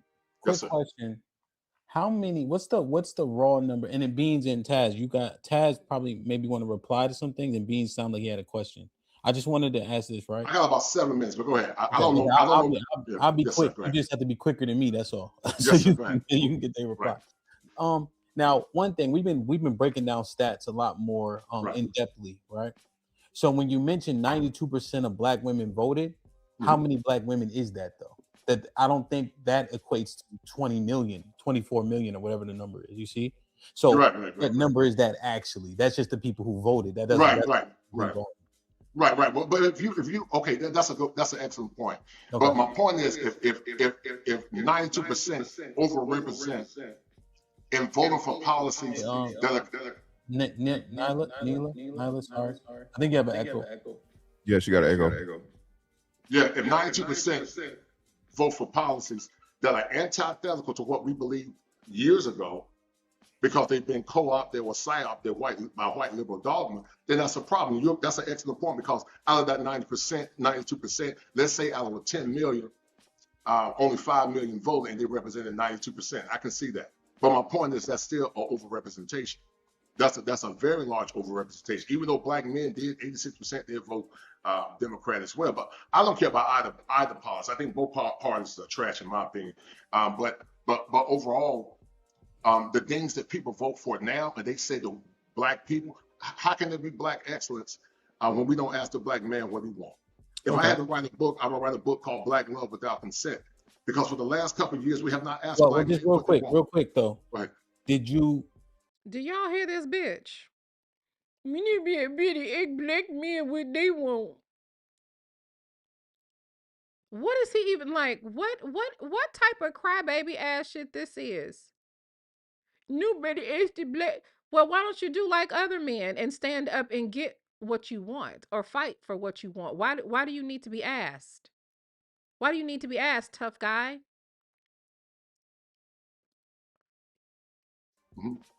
Shitting on both parties and in 80% to 92%, did you render the voting pattern point moot? What do you mean that render? Well, because one, we don't know how many women it is. Maybe 5 minutes. Right. Not and then furthermore, you disagree with either party, and then after that, 86% of black men voted Democrat as well. So I would assume that they have the same perverse ideology as the women if they voted for Democrats also. So that would render that point about framing the women in a negative light based on their voting pattern moot. That's a good, well, yes and no, and I'm gonna tell you why. Okay. And then Beans got a question for you, and then Taz wanted to respond to stuff. I know you only got. Yeah, I got a few minutes. Yes and no. Listen, we all understand that black men have been conditioned to see things I'll through be the right lens. back. I'm listening. I'll be right back. Yeah, black men been conditioned to see things through the lens of what I call gynocratic thought. Gynocratic thought. This is a therapist making up this scenario for all black men.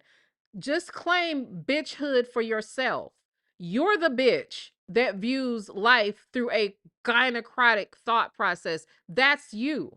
You don't get to put, well, you know what? Maybe y'all do. Maybe that's what we're doing here. Maybe we looking up. Maybe we looking at what 1, 2, 3, 4, 5 bitches. Maybe that, like, is that what you're saying? And just even think about that. To use women as a weapon to insult is very telling. But like, dude, if you're a bitch, just say so. Just say so.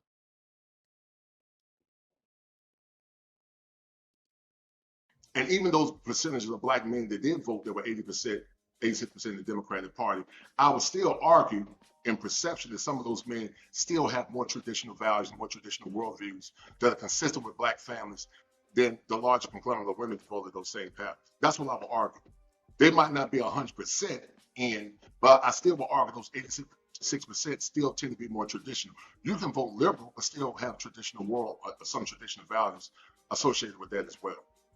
In my opinion. But traditional in what way, right? If they're not getting married, right? Who is they not getting married, sir?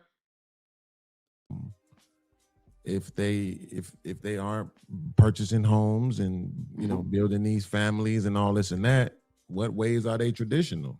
Right. So you could be traditional philosophically, but conditional. And I want y'all to know, when he says they're not getting married, they're talking about the women, because they refuse to understand that marriage is something that is controlled by men. Yes, sex is controlled by women, which is why we be telling y'all to keep your legs closed and stop fucking these fuck boys, right? Marriage is something that is controlled by men. So when we talk about how he's trying to act like most black men are conservative and all this kind of stuff, 30% are going to get married. 30%, maybe 34%. 34% are going to get married. That is not a tradition of marriage. That is not a culture of marriage. That's not what that is. Tradition sometimes forbade you from actually operationalizing that. And so I think a lot of black men will want to get married or desire to get married. But what are they marrying? What are they marrying? Now, this is what this Uncle Fester looking ass, ignorant ass, inarticulate bitch. You're talking about black women, right? He's trying to say that black women are not viable mates for a group that has a horrible literacy rate. Don't make me Google it. Don't make me pull the literacy rate on y'all asses. You're not marrying a generation of women that have been conditioned to honor and respect them as men. I say, but they've been, but you are a generation of men that have been taught to honor and respect women as women. You can't even give empathy to minors who were SA'd by an adult white male. But you think women are supposed to respect you. No, I'm going to give you that same respect you got all through your life, which is none, okay? You can't convince me a man like this can get a real man to respect him. Okay? If a man tolerates him in their presence, it's simply because they're tolerating him, because they can see the bitch in him. The one thing that I can do when it comes to a bitch that's in a man, I can smell the bitch in men. I can smell it. I can't stand it. I loathe it. I cannot handle it. Okay. So when I see that bitch, honey, I'm going to bring that bitch up out your ass. Okay. And that's what I do. That's what you're going to see happen on this panel. All the time in my practice, white men and black men. And so what I'm saying is that the core and the essence of my opinion is that black men are traditional. But see, if black men were traditional, more than 30% of them would get married. There is no tradition of marriage in our communities. There is no tradition of marriage in our communities. And what it is I'm gonna tell you what his problem is, and this is gonna sound fucked up, and I'm sorry about this. Okay, it's gonna sound fucked up.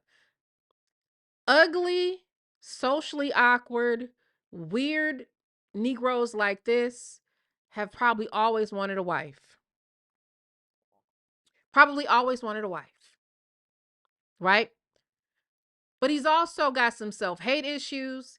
He got some misogyny issues, and he's got some cognitive issues. This nigga is not very competent cognitively. He's not, right? So the women that he desired or that he wanted was not checking for him. And I'm sorry, looks matter. Okay? The fact that that you appear to be as curvy as the average black woman, that matters. He was reaching for women that he could not get.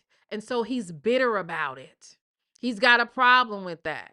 But like, if we really think about the men in the community who, are like maybe, considered more attractive or money or whatever, them niggas be acting a fool. Not all of them, but some of them. And so he is literally out here just mad, sitting over there, standing on diabetic feet, upset and angry that he couldn't get the pretty girls. He thought that if he did the right things and all this kind of stuff, I get it, but get over it, nigga. Get over it. Because what you lacked in personality and looks, you could have developed that. But no, you're bitter. Bitter. Everyone's always talking about women being bitter, but like we never address bitter ass, lonely ass niggas. Here's the problem, Beans. We keep asking black men to be traditional, but modern women Just doing married, the can't option. even get married at Modern 30% women. clip. Let me finish, man. Like I'm saying, though, but when you and go past the mic, and bro, listen. like, Listen. Don't overtalk me. Let me finish. If you want to talk, I'll let you. And let me just say this, and this goes without saying, this nigga right here would never, if this was, let's say, an in-person forum, something that we probably need to be doing, if this was in person, first of all, this stutterbox ass man would never even attempt to flex up at Taz. Ever. No nigga on this panel would, in fact. Wouldn't even attempt it. You're going to do just like every other man in his presence. You either going to level with him man to man, or you're going to sit down and shut the fuck up. I definitely will, but I don't respect you. I don't respect you, bro. I could care less about you respecting me. I don't need you to qualify. it's Okay, DJ. I don't need this. I don't even know this dude. I don't need him to qualify. I don't need this man to qualify me. He's a nobody to me. But go ahead. Oh, yeah, understood. I just want to make sure that Bean's going to answer. I heard what yes, sir. Right. Right. And I definitely like the conversation. I want to make sure Bean, you guys get yours, and then you only got limited time. So Taz, I got about 2 minutes. I got time. Go ahead, brother. Yes, sir. That's why. Go ahead, brother. Yeah, I mean, honestly, just because I just want to say it so you can hear it. I don't necessarily completely. I'm not gonna pretend like I don't understand the point that you're making, right? Yes, sir. Right. But I think it just at this point, I think it's not something that we can argue when we look at the divorce rates. We have the highest. And I just think at this point we can't argue traditionalism. That can't be our defense. We gotta find something else. You know what I'm saying? I'm not saying we don't have anything, but I'm just saying I just don't think that's one of the things that we could argue. But I do agree with you on the perception of women maybe being a bigger detriment as it pertains to our ideologies to the community, right? Because I think we as men do still want to practice a little bit more collectivism, if you will, right? Right. But not necessarily in a traditional fashion. I think we've just to keep it real blunt, niggas don't know how to keep their dicks in their pants. And they don't, bro. Like y'all always want to. He's not lying. He's not lying. And I have to give credit where credit is due. He was not lying on that part. He was absolutely telling the truth. Argue this, but then when I pull up numbers, it gets real. Like people hate it. We right? can have that convo. I just want to make sure that Taz be able to respond to culture as well. Yeah, absolutely. Good. Yeah, absolutely. I got about 3 Yeah, of my so- clients literally waiting. Go ahead. Yeah, Right. so here's the problem with someone like him who's up here pretending to be intelligent. When he speaks of Wait, hold on. You heard what he said, pretending to be intelligent, okay? Because like anybody could poke holes in what you're saying. You don't need that much of it. You need maybe a good 6th grade education. Hold on. No. And notice Hamp ain't got nothing to say. Just like, and I'm gonna say this. So you go into the comments section. I see the play. I see the play. Okay, that's all I'm gonna say right now. I see the play. But what needs to be said is that not only did we play it longer, we played it better. And when we played, you niggas fell down. Okay? You fell down.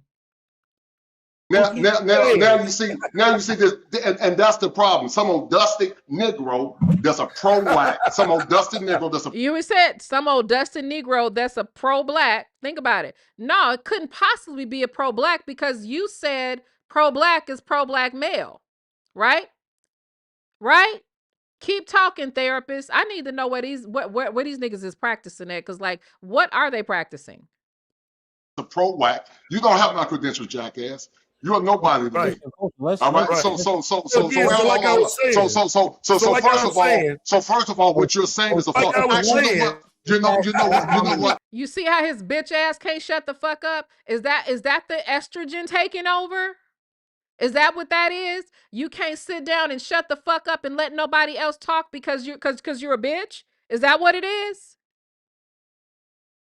Is that the problem? Because I'm trying to figure out, because a few minutes ago, you know, my credentials, I'm this and all this kind of stuff. You're not that. You're exactly what I see you are. You're exactly that. You know what? I don't talk to dusty Negroes like that, DJ Ham. I talk to intellectuals like you.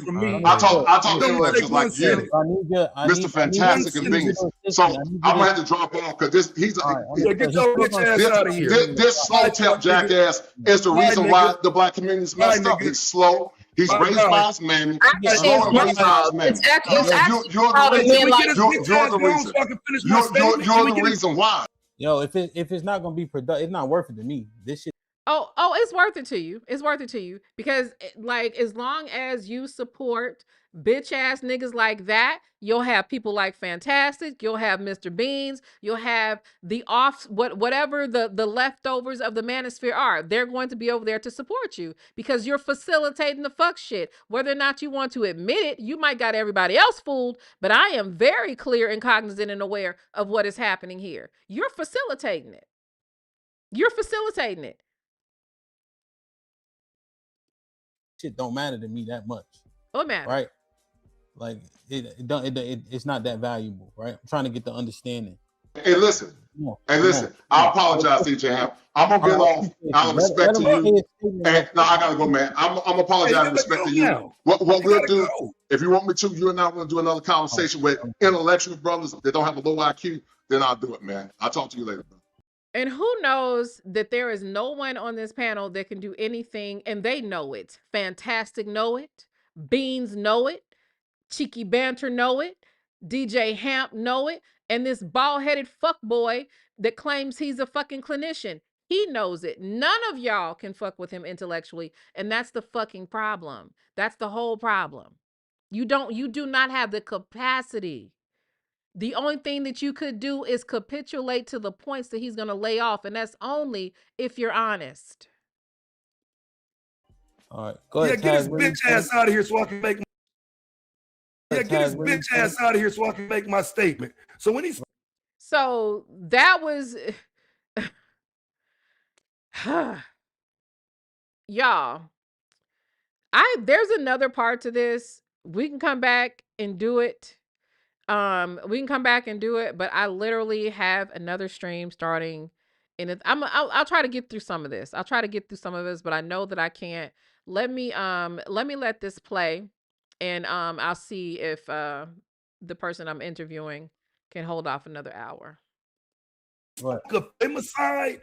I'm around. Well, I'm the one did that content. But because he misrepresented it, I can cook his dumb ass. But he ran. So we'll never get into the conversation of femicide. But any one of you goofies who believe him or follow him, I'm always available. Now, when he speaks of adultification, let's rewind a little bit.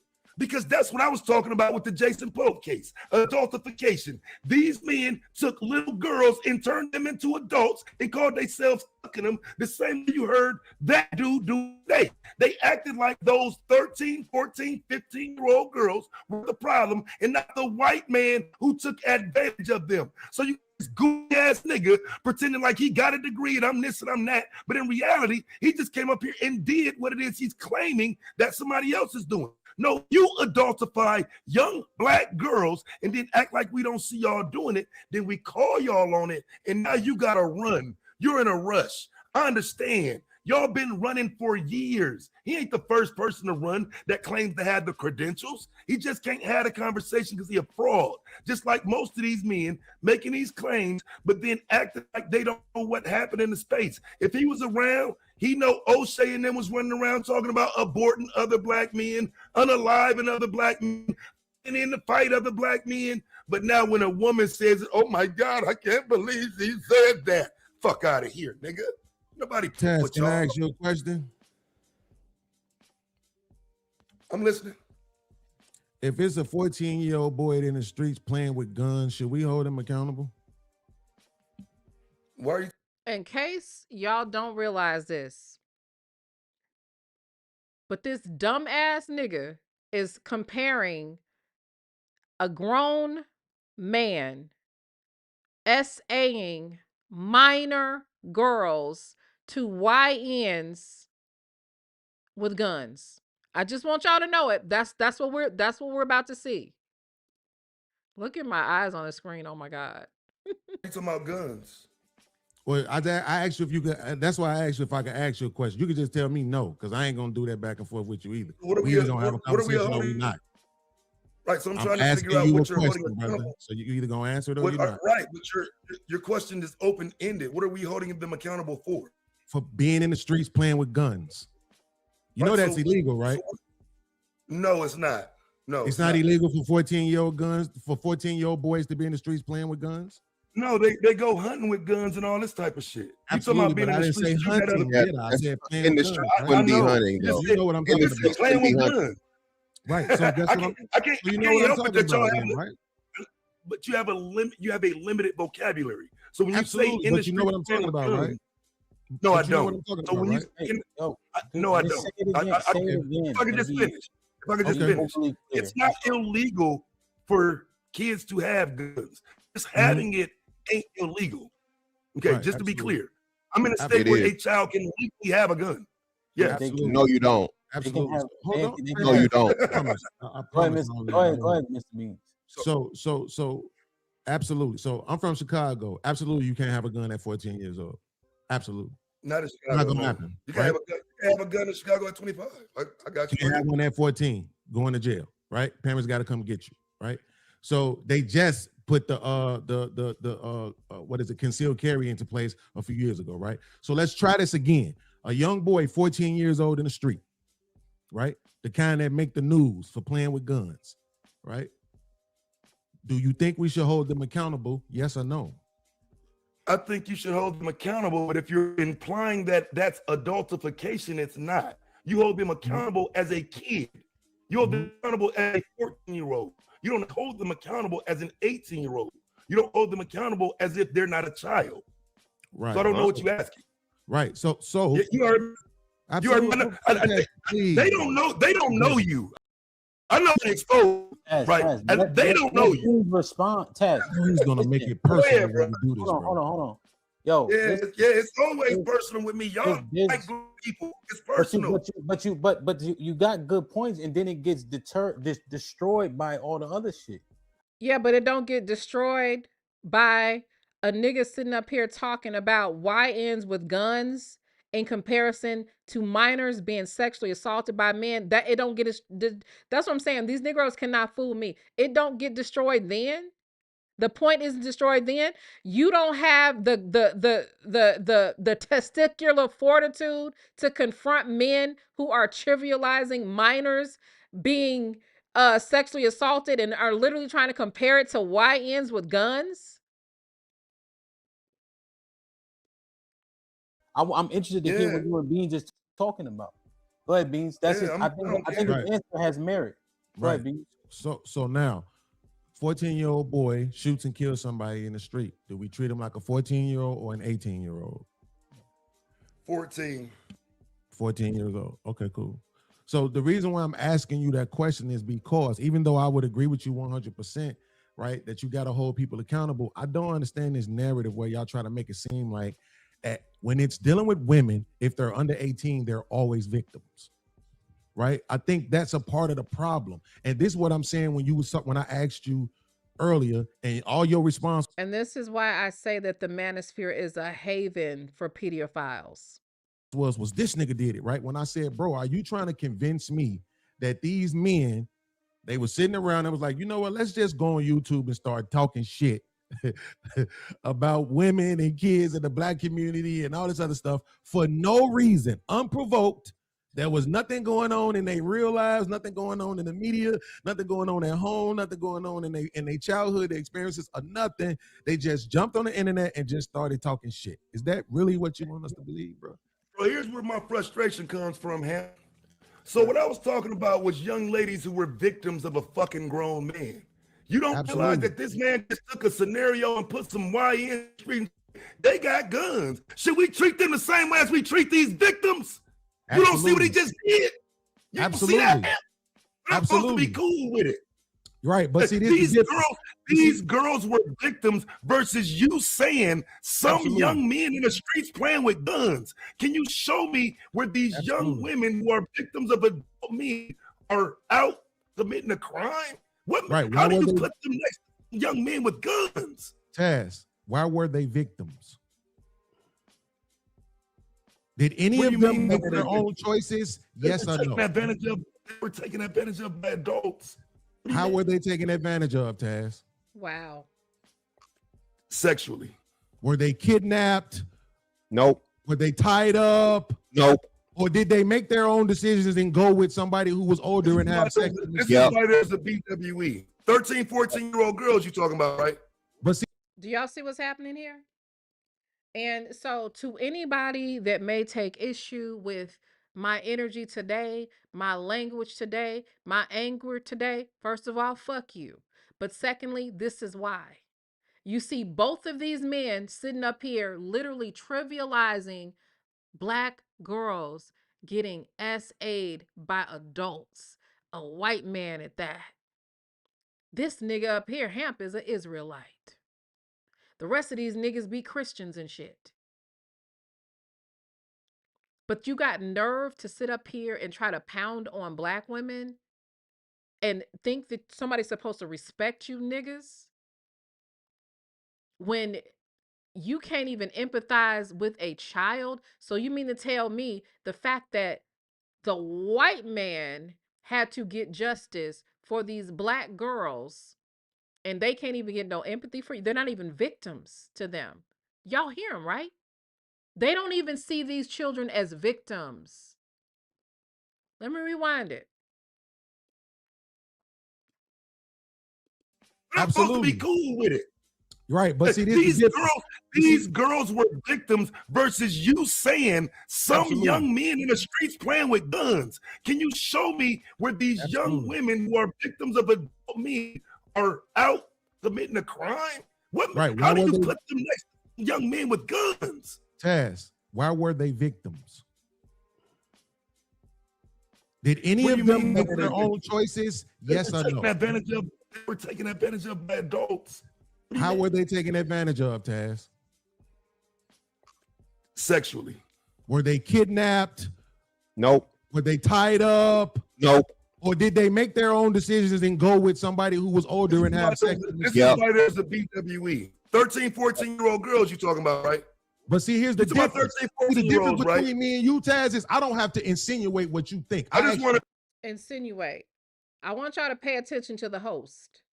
Remember, the host just said a few minutes ago that Taz was destroying the conversation because dare you be passionate about Black girls? Dare you be a man in this space that is absolutely passionate? And let me explain what's happening here, because since Taz has not been in these spaces the way that he was before, there has been an influx of not only, and it's not just the men, it's these women too, right? You have men who fake support women, fake support girls, but ain't willing to get up here and get on these panels with these niggas like this. Ain't willing to have people in the comment section slandering him and his wife just because he defended children. If you go to the comment section of this video, right, and it's obvious that that is the energy of this channel, right? That's his supporters, primarily your own supporters, are going to be in your comment section. Taz is getting dragged for defending victims of SA because they are Black girls. Because what I can tell you is that these niggas, even if it is a soft manosphere ass launch like what's happening here under the guise of edification and biblical principles, these niggas do not like, respect, or feel any need to protect Black women and Black girls. They're full of shit. They're fake. And women being empowered and having a voice threatens these hoe ass niggas. Okay? Be clear. I just want to be Well, clear you don't before I want to be clear, respond. because if you did, you would talk to me Oh, and stop I'm insinuating talking to shit. you. Okay, You so here we talked go. about Let's do it 13 again. and 14-year-old So let's girls. do it again, Taz. Let's do it Are again. you You already talking know your about mic is 13 breaking and up. 14-year-old girls? Are you talking Absolutely. about, Absolutely. So right? here's the thing. They're not the Right? same. They're not the Right. same as the boys with the No, Taz, not. they They're not. can't hear us, bro. So just hold on. What I'm saying is this. He's saying they're not the I'm same. testing your consistency. That's all I'm doing. You want to be But smart and tell us how you smarter than everybody, then you should realize that. No, fuck nigga. And I'm not just saying this because that's my husband. He is smarter than all of y'all. He is more intelligent than all of y'all. He is more articulate than all of y'all. And you bitch ass niggas just don't like it because you some weak, piss poor in the fucking brain ass niggas. That's the way that you are. That's the way that y'all operate. That's the way that you always have been. Y'all are threatened. Y'all are fucking exposed. That's the problem. Every last one of y'all. The fact that he could have this conversation and him and Fantastic, look at Fantastic looking like the goofy nigga he is. This is a serious fucking topic, but to them it's a joke. And Ham is up here just playing host, right? But again, the energy of the channel is that it's wrong to defend Black girls. It's wrong to defend Black girls. But if you're not defending a Black girl in this instance, if you're saying that these little Black girls, these minors, if you are saying that these minors are not victims, what you're saying is that the white man that sexually assaulted them was within his rights. Because if we go back just a few seconds, what did he say? They didn't force him. They didn't make him do it. They're defending a white man over the SA children. That's what we're looking at. They're going to say it's not a defense, but what the fuck else is it? I'm only So if testing you're your consistency. You could change these stories from little boys and little girls to Chevys and Oldsmobiles, and it would be the same thing. I'm testing your consistency. If you have a problem with that, then say that. You can't test his consistency, nigga. You're not qualified. How the fuck are you testing his consistency with something that is not that is a false equivalency? YNs with guns and children being SA'd by an adult male is not the same. Because at the end of the day, I have a problem. Go ahead. Yes, problem with you attempting to test my consistent with inconsistent logic. Are using children who are victims of men to compare that to young boys who create victims? Right. You want me to answer that? I'm waiting. So if I sit here and I try to make it seem like every single little kid in the street who's playing with guns, there was some adult who put them guns in their hands, you would tell me I was full of shit, wouldn't you? Because right now you just made the argument that these little kids is out here making their own decisions, making people victims, right? So why is that not the case with the girls, Taz? Because an adult man, I'll say it again, an adult man took advantage of underage girls. Absolutely. That is a crime. That is a crime. Okay. So is guns. That man created victims out of those little girls. Do you understand that? Absolutely. Now, in your scenario, where the young man is out with a gun, he's creating a victim with those guns. Absolutely. What ideology or logic of mine are you showing a flaw in? Where did they get the guns from, Taz? Some nigga, some grown man. Checkmate. Checkmate. That's not a checkmate. What's the? I'm sorry, y'all sit in these dumbass spaces. Like you can't. They think that because an adult male may have given them the gun, that's the same thing as an adult male sexually assaulting minor girls. You can't make this shit up. You smarter than us, so you should get it. We're not playing chess. We're not playing chess. What's your checkmate? What's your point? So hold this furthermore. Let me interject. Y'all done had this one. So again, what is real quick? Hold on. The most important part. This is fantastic. Just be very concise because I want to get. Okay. So I'm just saying this. Nyla, I think. Nyla. Yeah. Hi. How are you? Good morning. Yeah, so the important part is I'm gonna go out because I don't like I don't do this regularly, and it's a lot. It's too much. So y'all take y'all perspective from BWE, however you get it. I'm out because I don't even know these people. See y'all later. You don't know your husband? Oh, you don't know your husband? No, I mean, obviously, I know my husband, but it's like there's a bullshit. Well, we will definitely give you the floor. Hold on, we will give you the floor. Hold on, we will clear it up. We will give you the floor. So, because you're the subject matter expert, and give the lady the floor. So I'm gonna just let y'all know where my head is. That might have been a little extra when I said that, but I'm like, first of all, and y'all can think about this however you want to. I'm like, this channel got like 70,000 subs. They don't even outperform my channel. My channel that is only 6 months old with 19,000 subs. These niggas are nobody. I ain't got no business waiting behind them in line to fucking talk. And I know that sounds fucked up, but it is what the fuck it is. I'm not waiting for a bunch of dumbass niggas to talk. Like, for real. I don't think that's cool. Especially if I was invited. So she can explain it, calm everything down, level set, so it's at a comfortable level that you have, and so you can speak your piece, love. Go right ahead. I like that. So here's the thing. It ain't like that. I don't think she's gonna get calmed down. But can I Okay. Can I so Nyla, respond? Well, hold on. Beans had, I don't know if you had a question or you wanted to respond, and then Mr. Fantastic, you could respond unadulterated. And then if you had anything, go ahead, Mr. Bean. My question is to Cheeky though, right? Okay. Because I think respectfully, I think I deserve the right to clear up a false narrative. So Cheeky, when I was talking, would you say that I was comparing a man who had sex to underage kids to young boys in the streets playing with guns? Or would you say I was comparing young girls sleeping and playing with penises to young boys playing with pistols? What? No, I don't think that was the purpose behind it, was to It say had nothing that to do with the man, right? At all. Yeah, He was irrelevant to what I was saying, correct? Yes. So it don't was like more that so narrative, right? parental, And yeah. especially when the narrative is supposed to comes from people who are afraid of us being disingenuous, right? My thing is this: I say this consistently, Ham. If I disagree with you on something, I shouldn't have to change what you said in order to execute my disagreement.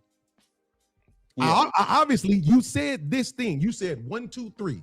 So if I disagree with 1, 2, 3, I shouldn't be like, you said 4, 5, 6. No. I didn't say that. This is what I said, right? I applied pressure because I wanted to see if this man was consistent, right? Because I don't like selective outrage. Don't tell me I do. Me and Fantastic have gone back and forth on this. You can't tell me to have a problem with the drug dealers on the street and not have one with the ones in the pharmacies. You can't talk shit to me about Some kind of way, I believe in his fool ass mind, he thought that was a good point. And I get it on the when you have a very limited understanding of things, it makes sense. Some rapper probably said it, the pharmacists, the Walgreens is the biggest drug dealers, right? And that's the same way place your mama get her asthma medicine from. Why are you comparing them to drug dealers? Why? Like, stop it. Which I get it. There is a loose argument that could be made for that, but contextually it's not relevant here. And that's the problem. You bitches live through talking points. And the problem is when people like Taz comes in, or myself, or other people that actually know the shit, talking points die when logic comes in the room. And that's why you niggas get sensitive. And that's why you cry. whatever the dude name who Denzel Washington played in the movie. You can't tell me to have a problem with him, but then don't have a problem with the Sackler family. Mm-hmm. Right? So my thing is, if you're gonna talk shit about young boys the way we do, we want to hold them accountable. We don't treat them like victims at all. And here's the thing: I'm a fucking man. So I used to be a boy, pedophile, right? White male Wait, did you realize how when you were talking, I didn't say nothing? I don't care. I know exactly. That's the problem. I don't I'm either. glad you don't care. We don't care. We don't care. I know you don't care. I know you don't care. I got it. I know you don't care, and I'm glad you're doing it because it proves the point that you're lying. That these people, even if they were, I was just telling him to go ahead and keep defending that white man because that's what he's doing. Defend Jason Pope, Mr. Beans. Defend him. Saying all the foul shit that you saying they said, you making it seem like they showed up without any justification for it. Like they didn't have any reasons behind saying it, right? And that's exactly the problem, right? It's fantastic. You got the floor, Beans. So when go ahead. Go ahead. Yeah, you gonna get because I want to make sure, Beans. Can you hear me? Check. Absolutely. Okay. Yeah, so when I'm hearing it, here's what I'm hearing, Beans, when I'm listening to the back and forth with you and Taz. I understand what you were doing. I think that's a false equivalency because of the egregious nature. But what I did hear is a grown-up putting a kid in a situation, right? Whether it's giving the gun or getting the girl to a particular place, right? I think what you were trying to understand is victim culpability, because they're victims, right? But is there a level of culpability while being a victim? No, that's what I heard. You're not wrong, but what I'm saying is this: these guys are phony, right?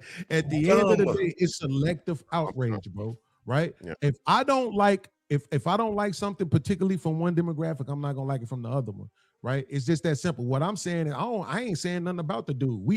It's easy to look at dude and say he wrong. Right? That's easy to do. That don't make you some fucking superhero. Why take you so long to do it? That this nigga is wrong. But what I'm saying is have that same kind of fucking energy, right? Have that same energy when it ain't easy. Right? Okay. When we're ready to when you want to have a deeper conversation, right? Let me see if you really never made a point. Because at the end of the day, what he's seemingly doing is saying, hey, listen, I'm here and I'm in defense of women. And I'm saying, well, that's fine, but why are you attacking the people who are in defense of men? Yeah.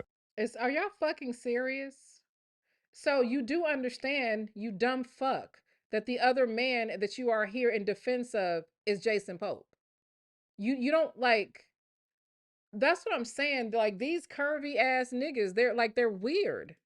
Why is that a problem? Yeah. So what are you defending? What are you defending? Hold on. Go ahead. That's what I have to do. I gotta let dummies talk and make a bad point and act like you made a good point while goofy ass niggas. Hey, go ahead, bro. I done been waiting like the whole time. Everybody's shooting their shit. Y'all have been talking about me directly. So let's address this, right? So you see the prompt, right? Leading cause of pregnant, so people see, all right, black women death, right? What does it say? Homicide is the leading cause of death among pregnant and postpartum women in the U.S. All women. It's not just black women. So this is the bullshit in the narrative that motherfuckers put out here that act like, oh, it's just black women. It's all women. I didn't Femicide say that. in itself.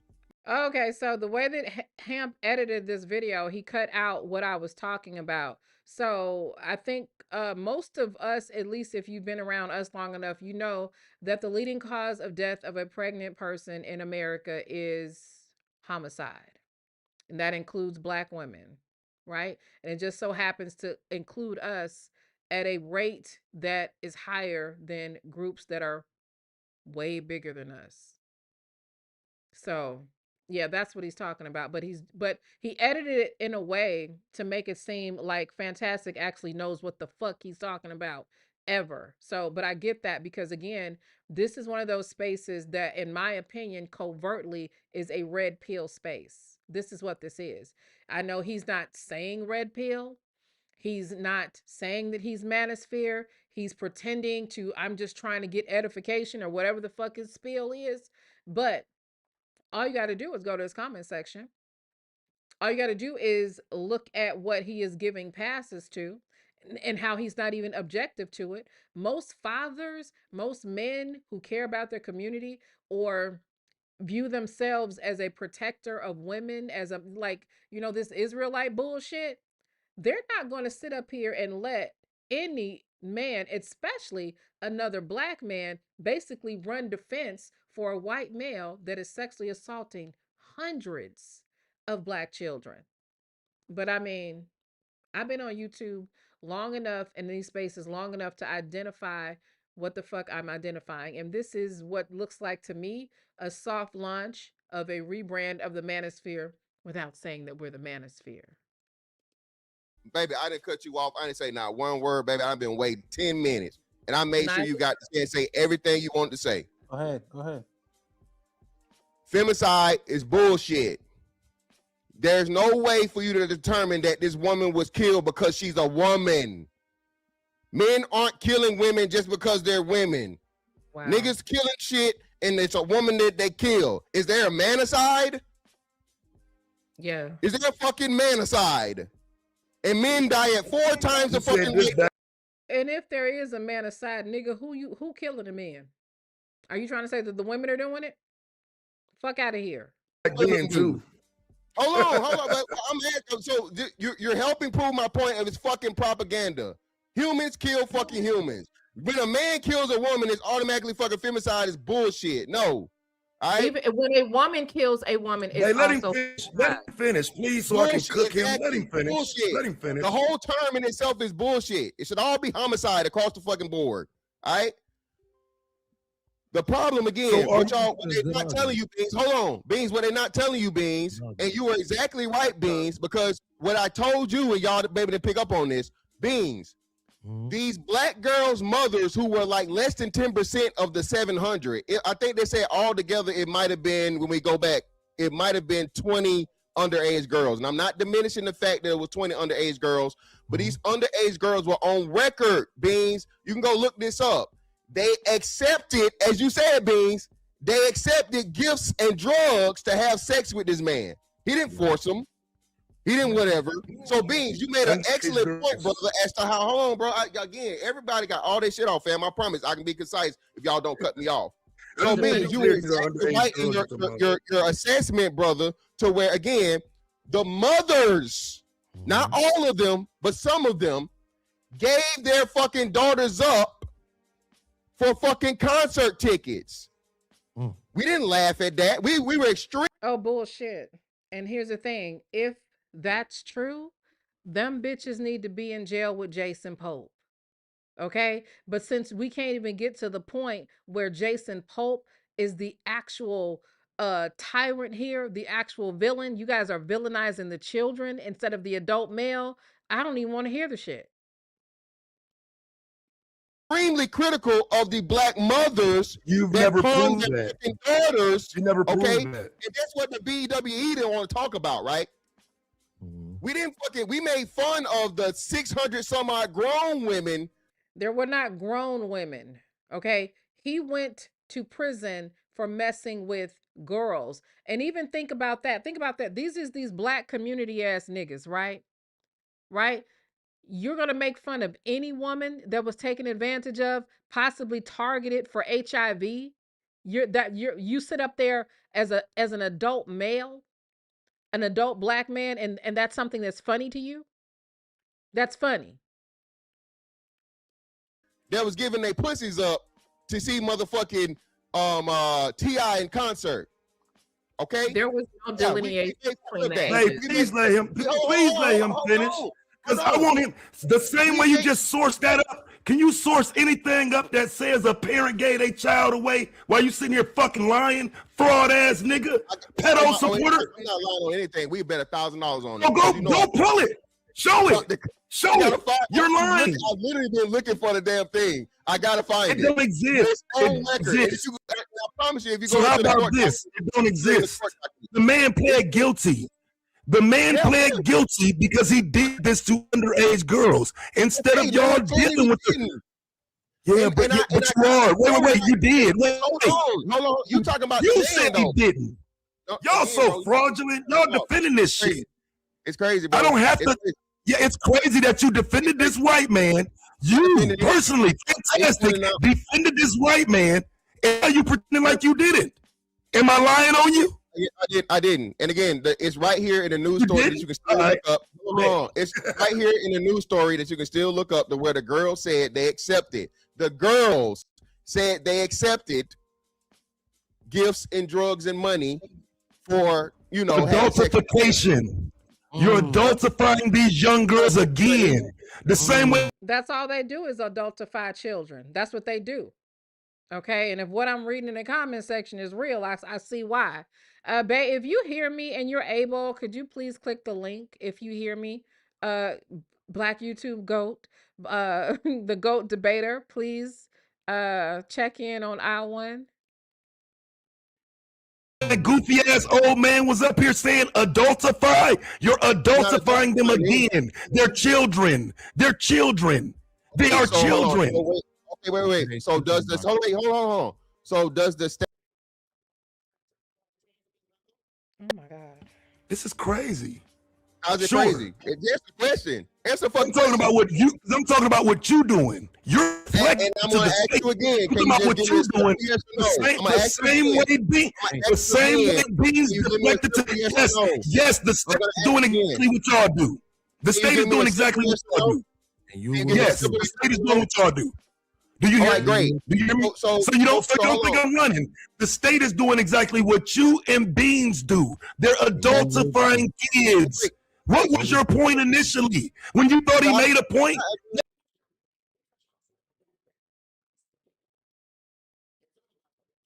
You keep filibustering. So what I'm trying to show you from, if you want to talk morally or you want to talk legally, it's okay to do. That's my fucking point. It's realistic because as being said, at some point in time, a child isn't a fucking toddler or a baby. He or she knows better. Right. So you can't have them. A child is a toddler or a baby. And y'all don't understand why I say the Manosphere is a safe haven for pedophiles. Okay? Because we got to deal with the Israelite men saying that a girl is a woman when she comes on her period, no matter the age. We got to deal with men who need who lead with legality over morality, because I'm a firm believer, based on some of these conversations, if they made it legal for these men to have relations with someone that was 9 years old, if it was legal, that is the only thing that's stopping some of these men. Because the reason why I can say that is because they will point to the law when you are talking about an adult male with a child. The whole reason why we have statutory SA laws is because children cannot consent. And it's a shame that you got grown ass men that have children that are up here on this panel that will not give a child empathy or victim status, even though what happened to them happened at the hands of an adult male. They're disgusting.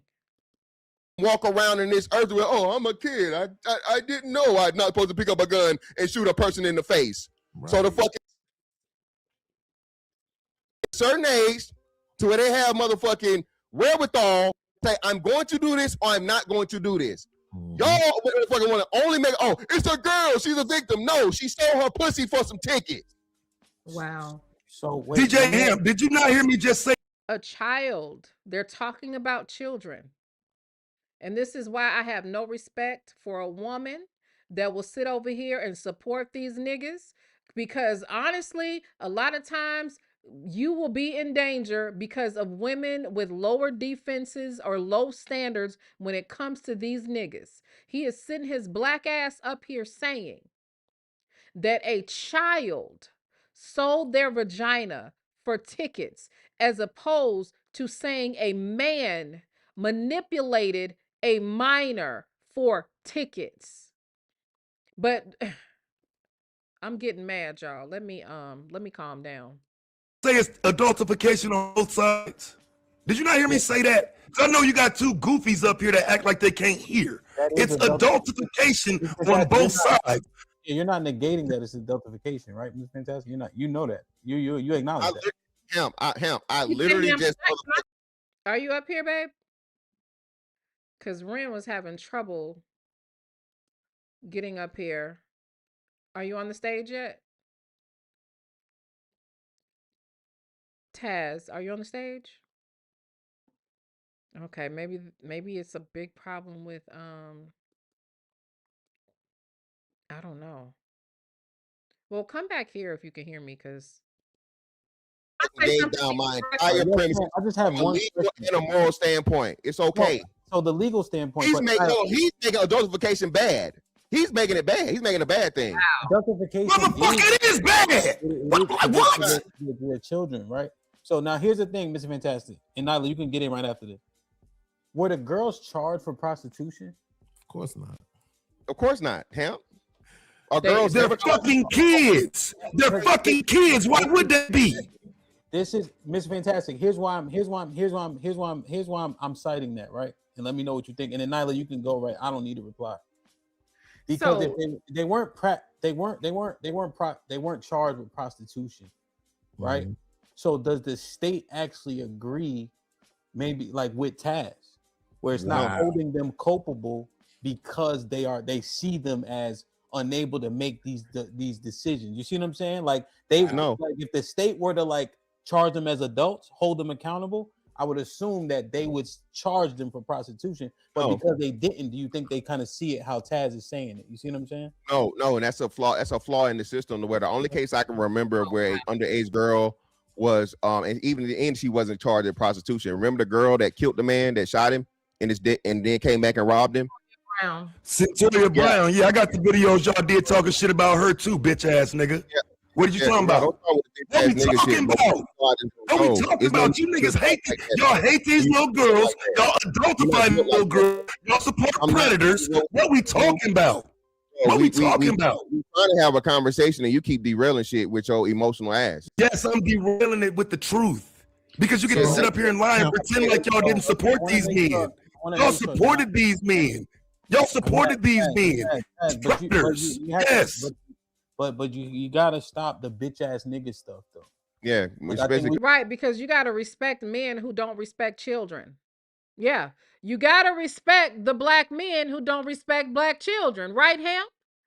Please respect these men, even though they're defending a pedophile. Respect these men. We can prove the points without all that, right? Because I think this is a substantive conversation. Nyla, I had that question that jumped out to me. Go ahead, go ahead, Nyla. You wanted to say something? So I just want you to see. Do you understand? Listening to this panel, right? There's a reason why there's statutory rape laws, because children cannot consent, even if they consent, and that's because tons of psychologists, tons of people that are professionals that, especially since the frontal lobe is not even fully developed yet, right? Children cannot consent. So the reason why the Manosphere is a haven for pedophiles. And if any one of you niggas sit up here and lie and act like y'all not full of pedophiles, I'm pretty sure Taz can prove it. I'm pretty sure. Right now. Full I dare you. Crazy. Full of them. A haven pedophiles. Okay, a haven full of pedophiles. Right. Full of. Can you because I'm trying to. Yeah, I'm definitely. You need so here's the thing. So you missing it? For real, Fantastic? For real? For real? Yeah, dead ass serious. I know of one individual, actually two, and one of them is dead. That's why I said into this, it's gonna fall bad on y'all side. Let's get into simple to people. Okay, so be clear. It never did fall bad on our side in this conversation. Okay, y'all are pedo protectors. You sound like them now. The whole reason why Taz went off and said you niggas was pedophiles was because of this. Let's get into simple to P. Let's get into it. You said let's get into simple to P. Yeah, let's get into it. Hey, I could just drop y'all down, man. Because Nyla's in the middle of what she's saying. Bro, Buddy the one. Buddy is what it is, dog. Well, that's what I'm saying. That's why I was asking Nyla, what makes you say that, right? Like, regardless, like what is the ideologies behind that? The ideology, I mean, are you listening to it? You're listening to it. The girls knew what they were doing. They accepted it. They, playing with the word adultification, removing basically the fact that they were children being taken advantage of by a sick white man to basically say, oh, but they knew what they were doing. I mean, you don't understand that men who don't have a problem with having sex with 14-year-olds would love to be in this conversation to get validated? Yeah, I take offense. You shouldn't be offended, nigga. You shouldn't be offended. Do y'all understand my point, though? They set up there within the first 15 minutes of the conversation saying, oh, they weren't coerced. They made the decision on their own. Nobody held them down. Nobody made them do it. So if a man is a pedophile and he decides that he wants to have what he thinks is consensual sexual relationships with a child who said yes, even though we know kids can't consent, you don't think he would feel comfortable with these niggas? You don't think that they feel welcome and safe amongst men who make these kind of arguments? You don't think, am I that far outside of the realm of what the fuck is going on in this conversation? I take offense, bro. Yeah, I take offense to black men defending a white and say, right, that narrative. When you making that, when you saying what you saying, Hemp, I understand it, but I could show you a case where a kid in Florida, I think he might have been 14 years old, was wrestling with his sister. He ended up injuring her real bad. I think she might have even died. He got charged. That was here in Jacksonville, Florida. He got charged as an adult, right? Like I say, shorties all the time in the hood, when they playing with guns and they do shit, they get charged as an adult. Nobody not looking at who taught them what, who showed them what, who put the guns or the drugs in their hand, who blessed them into the gangs. Nobody don't care about that. And the reason why I'm bringing it up is because I'm pointing out that people who don't care. The Manosphere. You don't care. You don't care, and your husband don't care. No, fuck nigga. Your husband don't care. I'm saying, y'all didn't do the your husband don't care. Y'all didn't do the content. Hey, babe, let him talk. Let him talk. No, babe, let him talk. Let him talk. What we'll do is we'll go live and prove. Like, because you can say what I don't care about, but I'm the one up here with the proof of it. You sitting next to and you're co-signing the nigga who said burn down the black community. These black boys ain't nothing but YNs. You sitting next to him. So when you talk, you want to put some? Do you want to put some? I know you don't. Because here's the point. Because here's how much you got? Because here's the point. You're stand down, bro. You don't want no. Hey, Fantastic. What you want to do? What you want to do? Overtalk people, but they don't, right? So Beans, finish the last part of your point. So what I'm saying is this: the reason why I just said that is because I wanted to trigger you to defend yourself. Because you know what? I almost just said something that was more fucked up than anything that I've said thus far. But I want to say something. I just saw somebody say something. Let me tell you something, Muffin. Okay? Let me put you back in here in this stream. She said, Lord, help us in the event of societal collapse. The law is the fragile barrier, barely keeping the monsters at bay. Baby, let me tell you something. You are right. But you know what? You better help yourself. You better help yourself. You better help yourself, okay? And when I say that, you better be armed and fucking dangerous when if there's a societal collapse, because they are literally telling you that the only reason why a lot of times they will not be in disagreement with the SA of a child is because of legality. Because of legality. So women better start being armed and dangerous. that's exactly what I'm doing. Right? You keep saying I'm sitting next to this nigga, but you on the same fucking panel I'm on. What are you talking about? We all sitting on the same panel. We all part of the same discussion, but you keep trying to separate yourself from everybody else, bro. You're not better. I'm separate. Right? He's separate. He's separate. So at the end of the day, my point is this. While I was making my statement, I got cut off for motherfuckers to try to imply that they care, right? But the point is, what I'm saying is, don't try to convince me. You could probably show me. I know it's some fuck niggas in the space, right? But you can't convince me that every nigga pulled up YouTube talking shit about women. Yeah, this one of Anton little sons. He came from Anton space, so he don't know what the fuck. He one of Anton little niggas. He knows shit over here. That's what I'm saying, Dad. This is what I'm saying, Dad. One of Anton little niggas. That you be doing, bro. I don't understand it.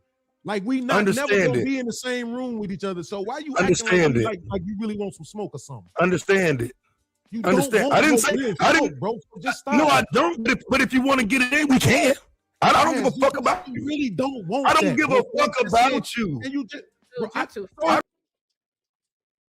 I really get tired of you estrogen-filled, big titty, big hip, big booty ass, curvy ass, bitch ass niggas trying to threaten my husband. You don't want it. And you know you don't. Stop it. I get tired of y'all. Then why you talking? Because I want to talk. Yo, so be quiet. How about this, Taz? How about this, Taz? How about it? What we got? What I'm saying is this. You don't give a fuck about black boys. You don't care at all. Because if you do, what are you basing that on? Because let's have a conversation. What are you basing that on? Misrepresented my analogy, which was testing your consistency. That's my evidence. You're not okay, so here's what I'm saying. My analogy, here's which what was I'm saying. Your consistency. Your analogy didn't make sense. I have a history. Do you hear me? I have a history of working with young boys. I have a son. I work with young boys now. So when you say I don't care, I don't know what you're basing it on, but it sounds like you just don't deal with that. I said men are taking advantage of young girls. You came up with some scenario about boys being adultified that I actually agree with that you missed, obviously. I didn't even disagree with that because point. you over talking. I didn't even disagree with you. You don't know what nobody means and what they say. And I don't understand why you get away with it. I don't understand why you're getting away with this right now. So you don't know what they mean by what they're saying. You're getting away with this right now. You weren't answering my questions, so you didn't know why I was asking. I agree with you. So what I'm saying is this. What I'm saying is this. Me and you ain't never had no beef.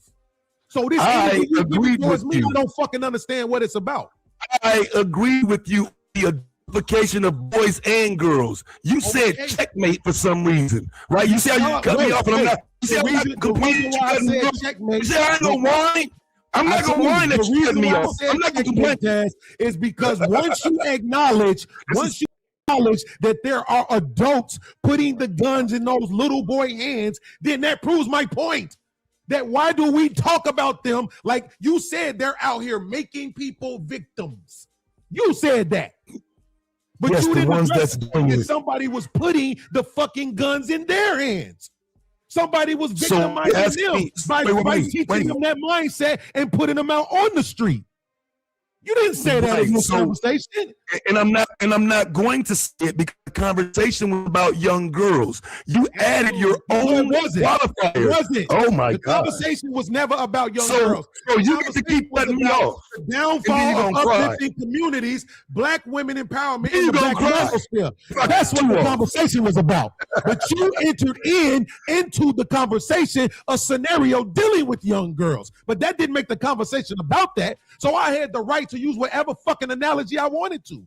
And if you it sounds good because you're cutting me off. Understand that? That's on y'all. But then you try to paint a picture of me. I'll wait again because when I do it, I'm crashing out. Lack of understanding. It's some bullshit. And this is what I'm saying. Notice who I want you to pay attention to now is the host, because if this were Taz cutting off and doing this, what would we be saying? You lose your point. You're messing it up and all this kind of stuff.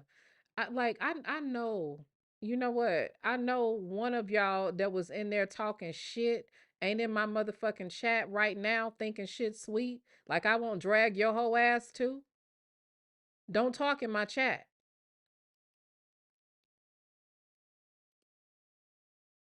Y'all calling these niggas whole ass niggas, Taz, but look what you're doing. You don't even know how to do it. They are. That's whole nigga shit. Just like now, you can't even pass the mic. That's whole nigga shit. You can't even pass the mic. And then when I get to cooking, you gonna cut me off again. Why the fuck should I ever pass you the mic? Hey, Beans, I'm all right. Let him respond if you don't know. So like I said, man, again, conversation. The problem is when the dude was up here, the old man was up here, started talking about adultification and femicide. The reason why I went back to Jason Pope and he thought he could use that example, I don't know. The problem was what was happening to those young girls. He just introduced boys and guns with no context. And so again, there's no argument there because I will agree that is adultification. He don't want to deal with what them men was doing to them young girls. Because again, that part of the conversation was about Jason Pope taking advantage of young girls. Somehow it became, well, what about the boys in the streets, the guns? That's literally switching the topic. That nigga was a piece of shit, and we all could agree on that. Did I say that? I think I said it's easy to say that nigga ain't shit. That's right. It's easy. Right. No different than me saying that's adultification. The difference is I agreed with you. I agreed with you that they're adultifying those young boys. You said checkmate. I'm still trying to figure out why. I just explained to you, but you won't shut the fuck up and listen to what I'm saying, Taz. I literally said the reason why I said checkmate is because once you introduce the fact that there's men putting guns into those boys' hands, I'm saying that was the reason for the analogy. And you keep trying to ignore that. I'm just trying to understand. Victims. So they're victims nobody of what? Cares. Victims what? Victims of fucking men. How about that? Let me make it what you want it to be. They are victims of other men. No, because I just want to be clear. So you're equating a person getting a gun put in their hand to a person being sexually assaulted. Yes! Checkmate. Where's your checkmate? Where's your checkmate? It's only sexual assault by law. Wow. Only. Yeah, where's your checkmate? Did you hear the nigga?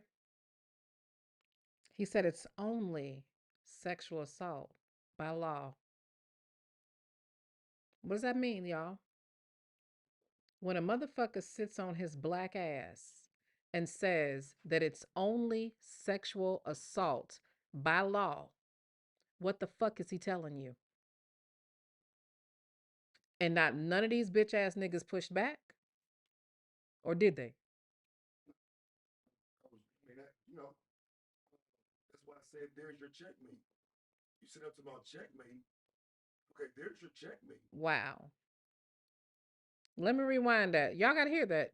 It's only sexual assault by law. So is it safe to say that niggas like this, who says that, would they be messing with kids if it was legal?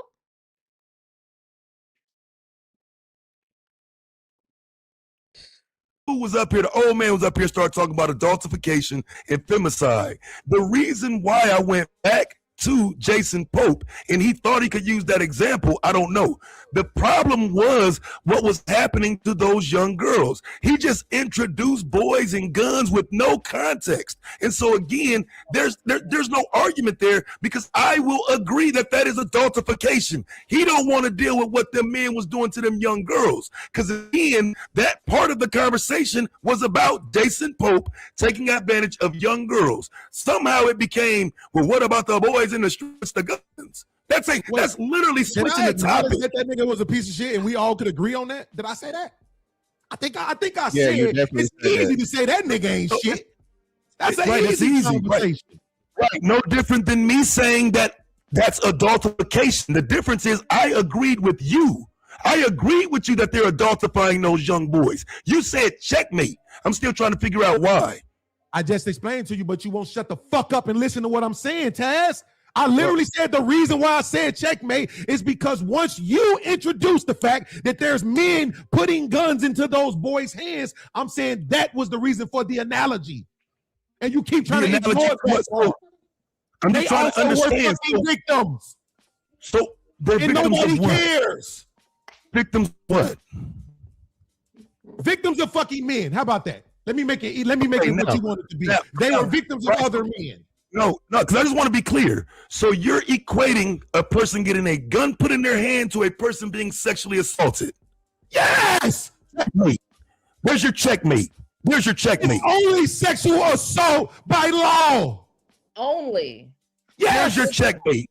Yes. There's your Guess what? checkmate. If my fucking daughter, chooses to go outside somewhere and have sex with somebody who's an adult, guess who I want to have a conversation with? My daughter. She's There's my your responsibility. The law can take care of him. They're going to. Wow. But that's my daughter. I want to know why the fuck my daughter. What the fuck what did I ever say to you that gave you an inclination in your mind that it would be okay for you to go out and have sex with a fucking adult? That was my point, Taz. I was just trying to test your consistency. Here's the thing. You passed the point of consistency. That's why I'm not challenging you on it. But at the end of the day, those boys you said those boys, you made a point to make sure you acknowledge that those boys were making other people victims. But you didn't acknowledge that they were also victims. And my point of that was to say that y'all can't pay me to believe that every nigga who showed up to the Manosphere came here insistently just to bash women for no fucking reason at all. And that kind of shit is the reason why these niggas have problems with women in the first place. Because from a fucking child, we are told we don't matter.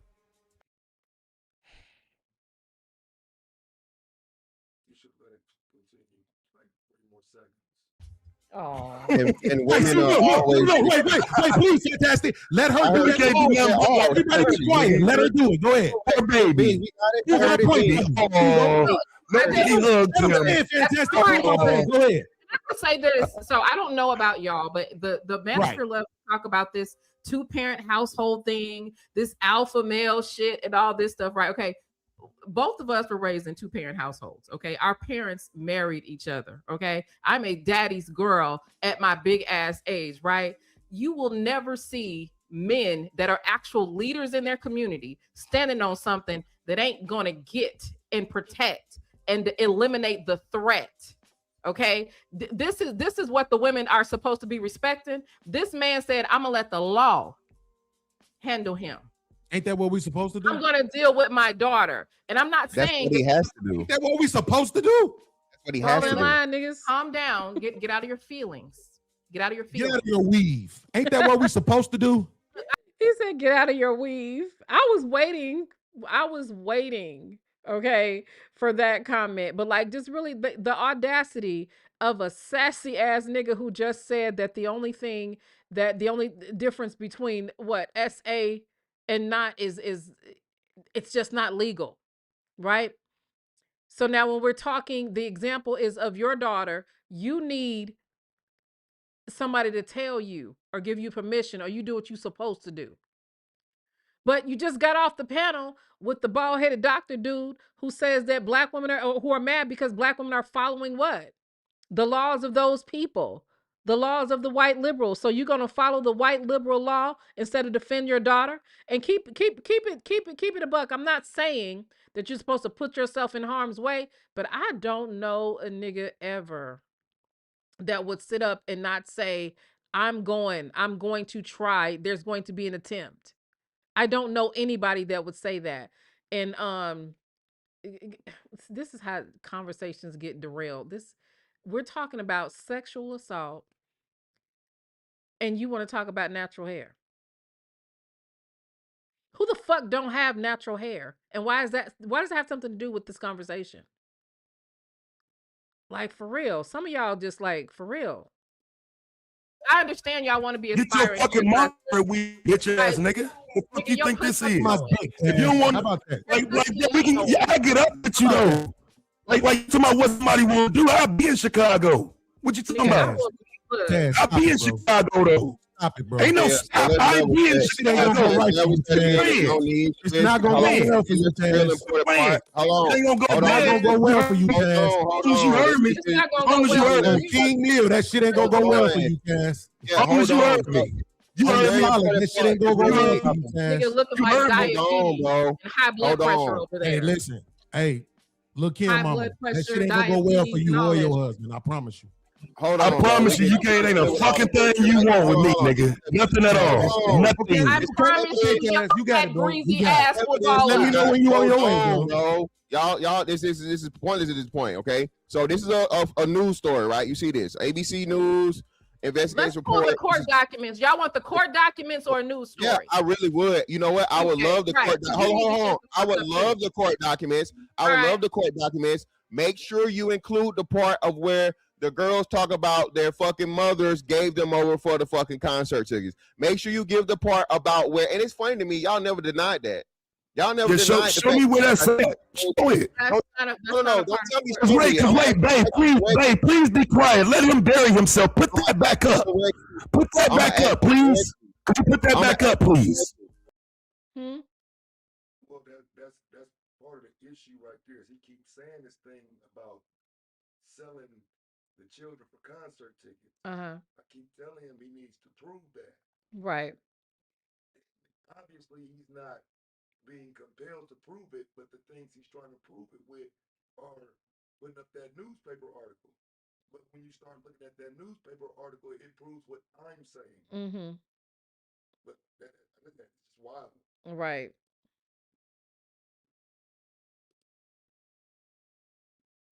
I'm gonna ask you directly. Were there reports that some of those female victims said that they were introduced and they were given to DJ Pope by their mother? No. The reports were that he took advantage of them. I ain't seen no report of them being taken advantage of or sent by their mothers. If you so no. Here's the thing. Don't run. If you had that report, if you had that report. That's crazy. Like, I can't even finish. I don't know if I even finished a sentence. They don't let you finish a sentence. I think it's maybe one time I might have finished what I was saying, but every other time I'm not able to finish. And I'm trying to articulate myself in a way that gives credence to what he's talking about, but also lets him know he don't know what he's talking about. Right. So for the people that's listening, what he's referring to is a Facebook comment. That's not a report. So I hope you guys heard him. What Fantastic is talking about is a Facebook post. Someone said that on Facebook. It's not a part of the police report. It's not part of the case at all. Not part of the case. Nothing to do with a report. So as he's saying, wasn't there reports? No, there's a Facebook post. And if he simply says there's a Facebook post, I'll concede. If he goes and gets it, the people in the audience will see it's a Facebook post. But I, just listening to him, know what you're talking about, but you don't know what you're talking about. Right. Show it. Wait. Don't do the extra shit. If you have that report, show it. Because just right quick, and if you listen to even what I said right there, if you have that report, show it. Now, here's the cold thing about what I'm saying. I'm the one put it out. Right. I'll get the receipt for you right now of the post. The shit.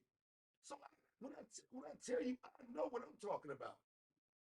I can go get it for you right now, but I ain't gonna help him, and I don't want to repost it because that would be to their benefit when They can't even produce it right now. He's just saying it as part of the police report, but he's conflating it. Mm-hmm. And it just needs to be known. No, dude, you talking about something you saw on Facebook that y'all ran with. Mm-hmm. And even like looking at the report that he has on this thing, they're talking about promoting prostitution of a minor, kidnapping, and all this kind of stuff. And this is what these men are defending. And basically, yeah, that's what's on the screen. And so you're defending this, yet it's only wrong because of the law. Huh. Just showed on the screen. We just go what I got right here. We gonna go what I got right here, bro. Chill. Listen, right? So y'all see. So it says Pope was listed as a subject or suspect in 9 of the incidents and the complainant or victim in 4. He was involved in one of them as a third party. 5 of the 9 reports where Pope was listed as a subject were sex related. Only one filed on Christmas Eve 2011 involved an adult woman. In them, he was accused of sending her pornographic texts. The first of the 4 involving underage girls happened shortly before that on December 4th, 2011. The report says 2 girls, age 13 and 16, walked into a hospital and told doctors they had unprotected sex with the then 34-year-old. The girls told police Pope had given them marijuana and money in exchange for the sex.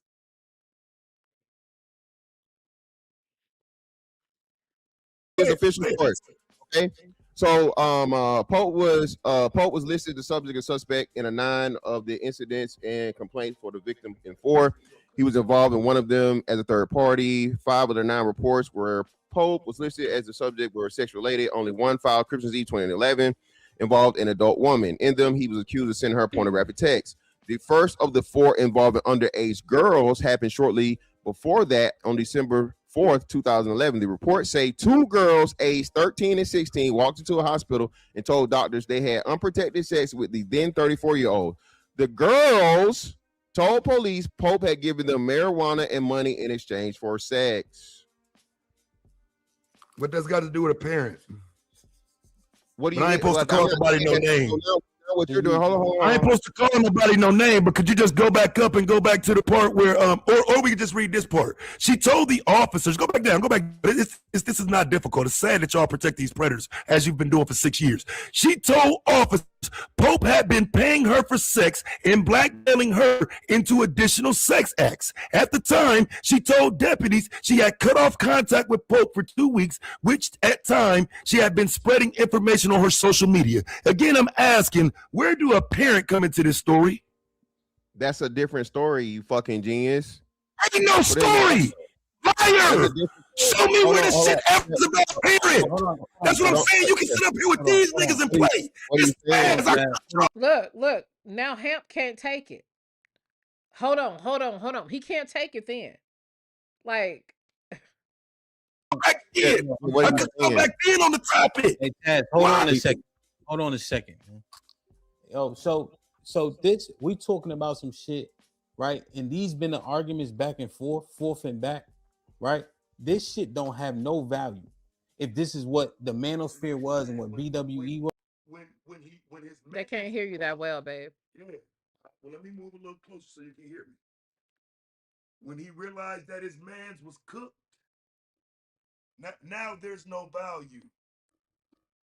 When he realized his man's cooked there's nothing else, because there's no way for him to prove the argument he's making, and his man's lost that little debate, that little spat, however you want to put it. He can't prove his point. Now Hemp realizes no matter what, Taz is going to keep harping on the fact that what Fantastic is saying, he can't prove it. Taz is right. Taz wins. Yeah, Hemp is now gonna step in and say, ain't no value in this. We ain't no value in this. And see, that's what I'm saying. I just been trying to be cool. I just want to come back around because I see what's going on. Now it ain't no value in it when it's time for you to tell him, hey, bruh, you can't prove your point.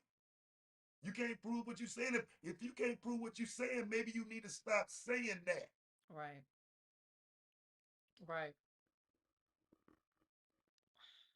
That's great. Now it's no value in the conversation. was. I'm simply trying to understand what these two groups were. I initially thought that the shit was positive, but it's just a fight. Yeah, Yeah, it's a That's fight all. because they literally downplay what happens. Hold on, Tad, real quick. I wasn't around. And I'm trying to tell him right there. He's trying to tell him, but what's interesting is the fact that he's downplaying the fact that his panelists are downplaying sexual assault. I'm literally saying, right, when he says that, my response is literally because it's happening right here. But because I don't think we're there for him to get the conversation about BWE. This was just a quick little money grab in the play up for this Manosphere Red Pill crowd. Right? This is its content play. This was never about getting no edification or none of that. And I can see that by the titling of these videos. Right. So I said I lightweight feel like he played with me, but it is what it is. It's YouTube. I win. Right. But in these spaces, I feel like because I'm not accepting this, it works against me to go into these spaces where I'm outnumbered. I'm completely. This is true. This is true. The comment section start, you know what I'm saying, doing a little too much. Then it makes it to where, okay, so who I am, I'll go through each comment and blame you. Right. So rather than create a whole nother issue, I just can't keep going to channels like this and having these discussions. It is what it is. Certain people on YouTube, they perfectly fine with this. Yep. Around for this shit. So I'm like, damn, my stream yesterday was talk long enough to become a villain, right? And then like what Nyla was saying and all that, it was basically just she's saying there's a response. And then the Manosphere says there's also a response, right? And it seems to be summary, a lick back response. You talking shit about me, I'm talking shit about you now. And we're gonna do that shit till the cows come home, essentially. Right. So now we're talking about this cracker raping these young girls, and we gotta try to make sense. Ain't nothing to make sense out of. It's not about making sense now. And it happened. This is the problem. And to Bean's point, it's ultimately this is where people now get to reposition yourself as me, right?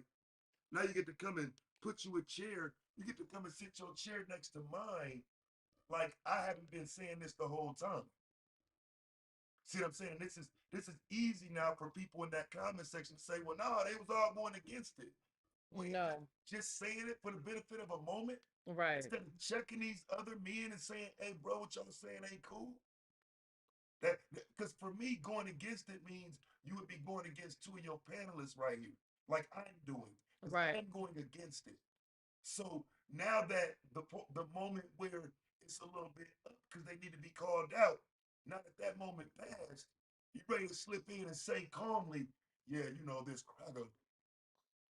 Why weren't you saying that when I was saying it, trying to explain to these things how they sound? Right. You get to come and reposition yourself after the crash out on them, pointing out what they've done wrong. Now you get to come in and reposition it. And like I said, it's not lost on me.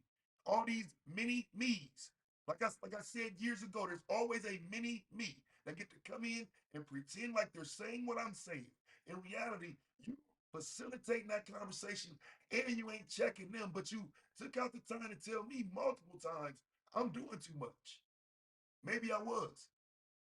I feel like I had to because you wasn't stepping in then. Right. Right.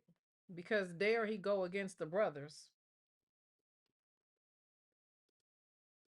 Dismissive to where it's only now you protecting the cracker and now you protecting the predator. No, the deeper things that got into it and they'll never acknowledge is this. Why were those girls there, Hamp? You know who wasn't involved in any of these cases? Fathers. None of these daughters had fathers, Hamp. And again, because we are the better debaters, for me, that's walk on in here then. Walk on in here then. Because it's interesting if I go get little sis and have her start cooking on fathers not being there or something, then I'm wrong. If I got my wife sitting on the stream and we talking about the lack of fathers, we're wrong. But he can say it freely and they'll celebrate it when he say it. It's interesting. It's still the same kind of goofy context. And like I said, they keep running away from it. I gotta find the fucking content with it, but I got it to where girls said my mother introduced me to this man. This is documented. It's there. Wow. All right. That's one thing about doing this content. So Ham, hold on. Before you go, this is the essence and the foundation of the Black Manosphere, as to where the Black father has been removed, the Black father has been reduced, the Black father has been did all this removed and reduced, huh?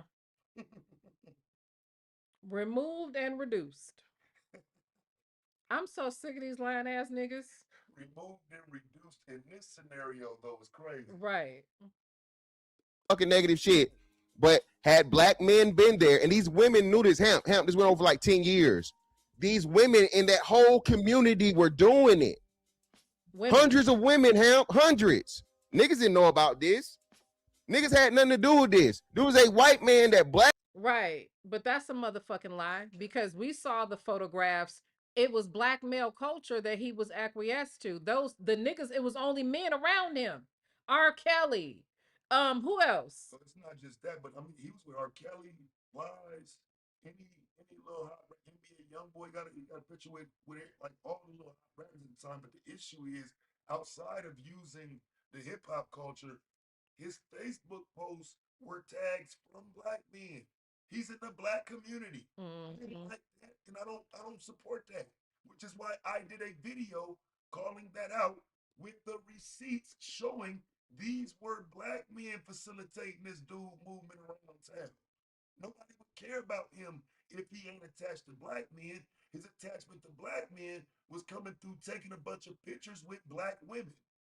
That's how he got attached to Black men. Mm-hmm. So again, it's just crazy. Like he used a whole little, I'm gonna act like I'm in with the women to get in good with the men, and use my job as a concert ticket promoter to get any young lady I can get access to. Mm-hmm. Because he was fake popular. Right. Like I said, if you look at his Facebook, you see the dude ain't even doing numbers on Facebook. How you knock down 700 women? I'm still calling cap on that. Yeah. He on there begging somebody to come and get them tickets. Like I said, I got the original Facebook post from his original stuff. Like begging anybody to like his post. I got $300 for anybody wanna pass out some tickets for me. One like on it. You understand what I'm saying? So yeah. He's targeting young ladies. And it's crazy how they didn't qualify none of that case, because for them, it was just a chance to take some shots at some grown women that honestly, we can't qualify. There's no proof that he had sex with no grown women. It was just being real. And what I've always argued is, if any other man come on here and say, I had 700 women, y'all gonna call him a liar. Yep. Why y'all get this predator, this dude that's locked up? Because it was something they thought that they could use against Black women and Black girls. Ain't nobody giving up credit for 600 bodies, and I done knocked down this many women and broadcasting and bragging on it, and you a white dude. They immediately would shoot that down, especially with their argumentation normally. But to support anything against Black women, suddenly now dudes knocking down hundreds of women. Man, miss me with that. Right. Black women were fucking sleeping with willingly. I think his YouTube, his Facebook still up, possibly. He got pictures. He taking pictures with all the women. He keeps saying women. This man is in prison for messing with girls, but he keeps saying women. Okay. But y'all don't see that, do you? Y'all don't see that. So the full context is they only want to focus on the girls, right? But the man had sex with over 700 women. And you know this how, Fantasia? How? And if he had sex with 700 women, do we give a fuck about him having sex with women? We're talking about the children. I said, I don't know how you can qualify that other than giving him credit for something you typically wouldn't give a man credit for. Right. You know what I'm saying? That's crazy. Or black females, right? So of age and underage. He only wanted to acknowledge the girls. Guess who made it okay for the underage girls to sleep with the creepy ain't shit white boy? All the grown ass women that was doing the same shit that they ended up doing. Some of them, they mamas. So, this is not a fucking tit for tat back and forth with just simple get back bullshit. This is a much deeper level fucking conversation where you actually honest and talk about it in full depth and not just say, "Oh, y'all protecting the predator." Yeah. Oh, you're trying to justify. Hemp. That's the. As soon as you say that, Hemp, it dismisses the whole fucking conversation in any other context. Some more receipts. This part, right? When I'm listening to it, when I'm looking at the situation, we have 700 women that slept with this dude. Is this the dude that had AIDS or whatever? Allegedly, he's never been confirmed to have AIDS, but yeah, that's what they're saying. He had HIV or some shit. Walk me through the logic of you saying no men are in any of these 700 women's lives. What you mean? Like how you break that down? I'm saying Hemp. I'm saying that I'm not even worried about the 700 women. They grown. I don't give a fuck about them. So females, right? Because it's including the little girls too. I'm only talking about the girls with no fathers. Yeah. I'm only talking about the girls with no fathers. Clearly, these girls didn't have fathers. I think it was like out of the 700 some women, it was less than, like I said, it was less than 20 underage people. How is that clear though? What do you mean? Do you see what he just did? Well, of course you saw what he just did. Now all of a sudden he cares about the girls. But you were just agreeing with Beanhead over here talking about it's only wrong because it's not legal because of the law. Didn't he literally just say that? Yeah. And he was saying, yeah. Me, how's it clear that there's no fathers involved in 700 women, females, girls sleeping with this white boy? Because black men ain't good fathers. Because black men ain't good fathers. Walk on in there. Because 99% of the people that participate were willing participants and weren't victims because they were of age. And then once you get to the point, 99% of them were willing participants and not victims. So what did he go to prison for? I mean, it makes it sound like you're wrong for focusing on the part of it that is bad. Right. There's something wrong with focusing on the part of it that is a crime. Right. You want to roast and play games about it, but then you focus on the part that's a crime. There's something wrong with that. That's right. Crazy. Of where they're underage, they're automatically victims, even if they are willing participants by law. Say it again, my bad. Strata. Yeah. So because the fathers are irrelevant and whatever, the grown women have autonomy. A grown woman's dad has nothing to do with who she chooses to have sex with, right? If she has a man, if she has a black husband or a black boyfriend, and she's still sleeping with a white boy for fucking concert tickets, I think that's inconsequential. Also, he don't have no control over that. If she's a low down dirtball bitch that's gonna sleep for niggas with concert tickets, I mean, he what control does he have? I know this is kind of like fucked up, but no, it's not. We're still talking about children right here, right? Yeah. He's still talking about a low down dirtball ass child, is what he's saying. I don't know. See, again, I don't know why they're able to get away with all of that. Other than, again, they do it in their spaces. And so, because again, if I knew this channel was like the type of channel it is, just being real with you, I wouldn't have went on there for this conversation. Me neither. I would have thought that the chat would at best be 50-50. I know it's always going to be some men somewhere trying to go against me, right?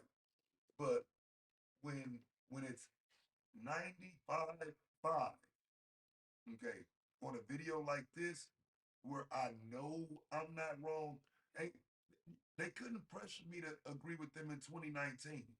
Okay, I'm not gonna agree with them now, but I can see what this is. You know what I'm saying? You're not gonna pressure me to agree with this. You're not gonna pressure me to be signing on it. But I do think that's what this is. This is again that same conversation where, well, Taz hates black men, so don't go supporting him. His wife is a feminist. She's part of the problem. You know what I'm saying? It's that same circular conversation again. Mm-hmm.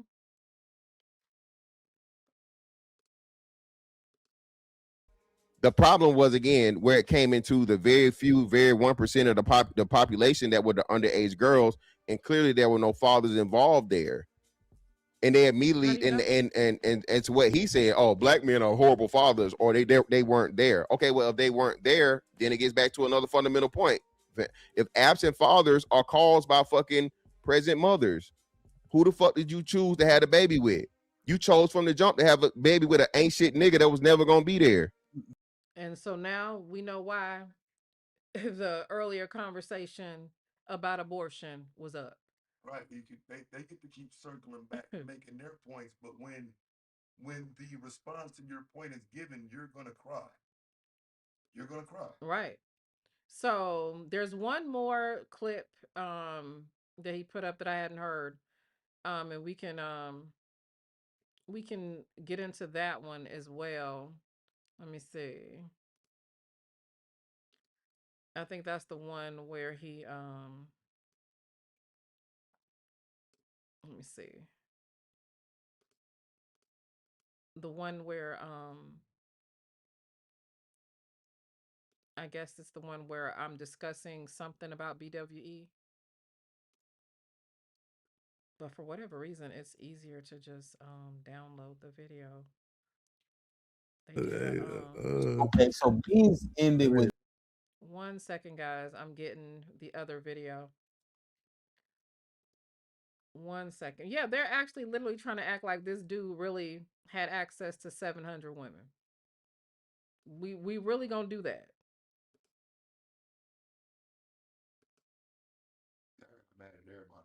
Yeah, I remember. Because we did literally just go with what was being said, and Taz was like, Taz dragged me and Cynthia about that. Okay.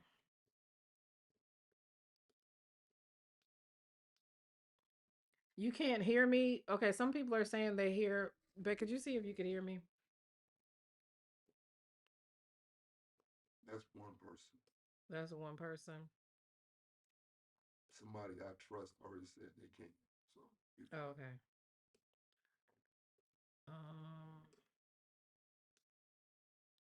Okay, guys, I'm getting the video ready.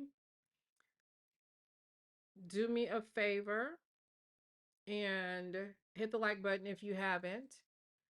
Okay. Hit the super chat. Tessa, hit the super chat. I just wanted to say, they won't never monetize me. They calm down. All right, so let's go ahead and go over to here. And let's go ahead and get into this. But can I address something that the bald guy that just left said a few minutes ago? Yes. This thing about Black women voting, Democratic and all this kind of stuff. You did, Hamp, say that Black men vote at an 86% clip, Democratic, right?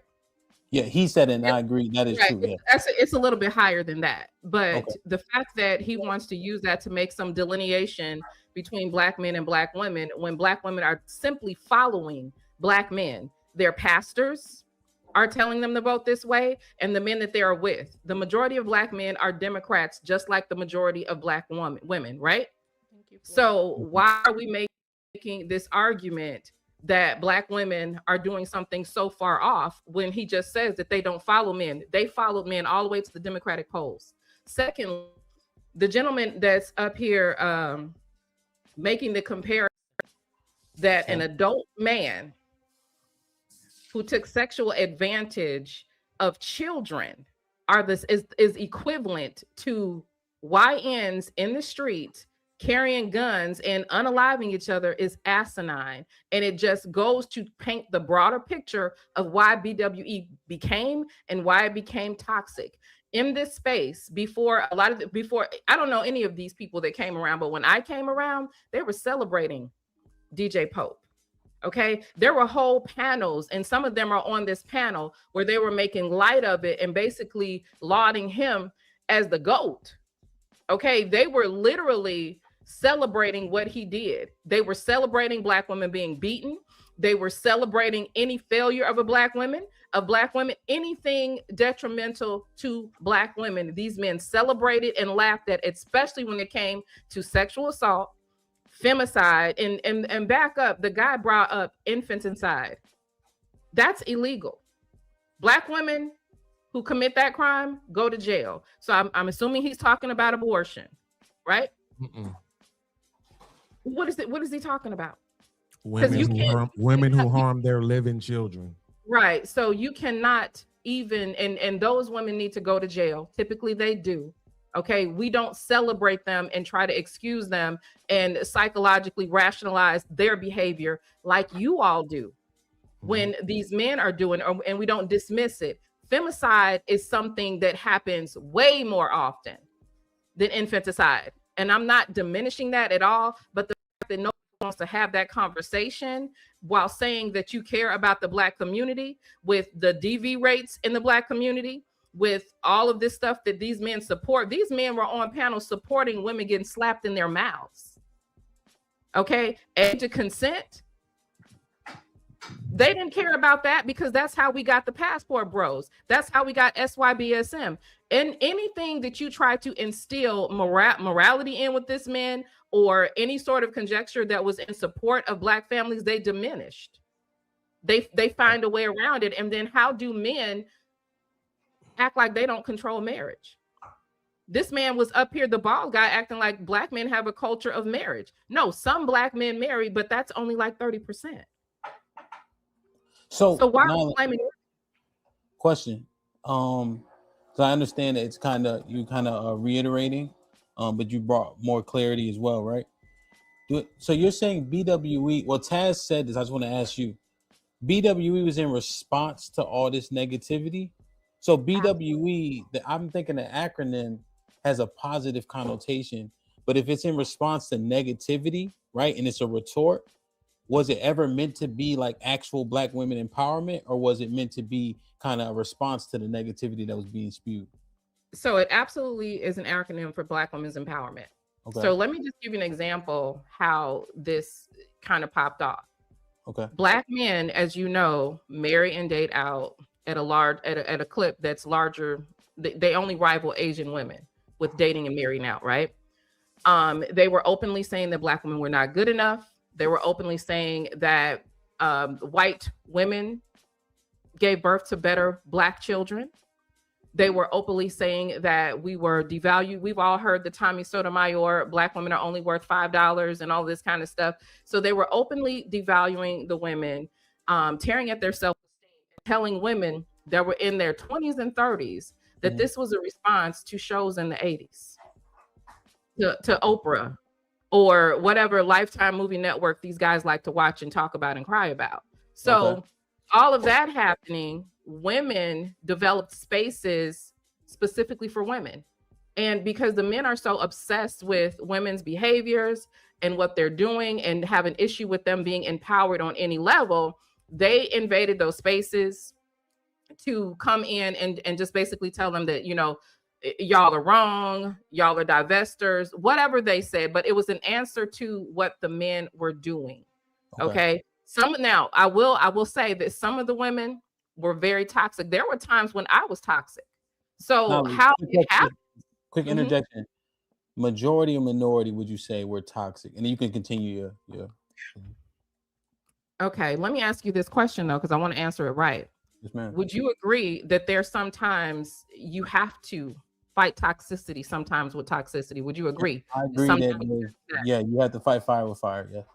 Okay. So that's my response. That's my response to that. I would say majority then?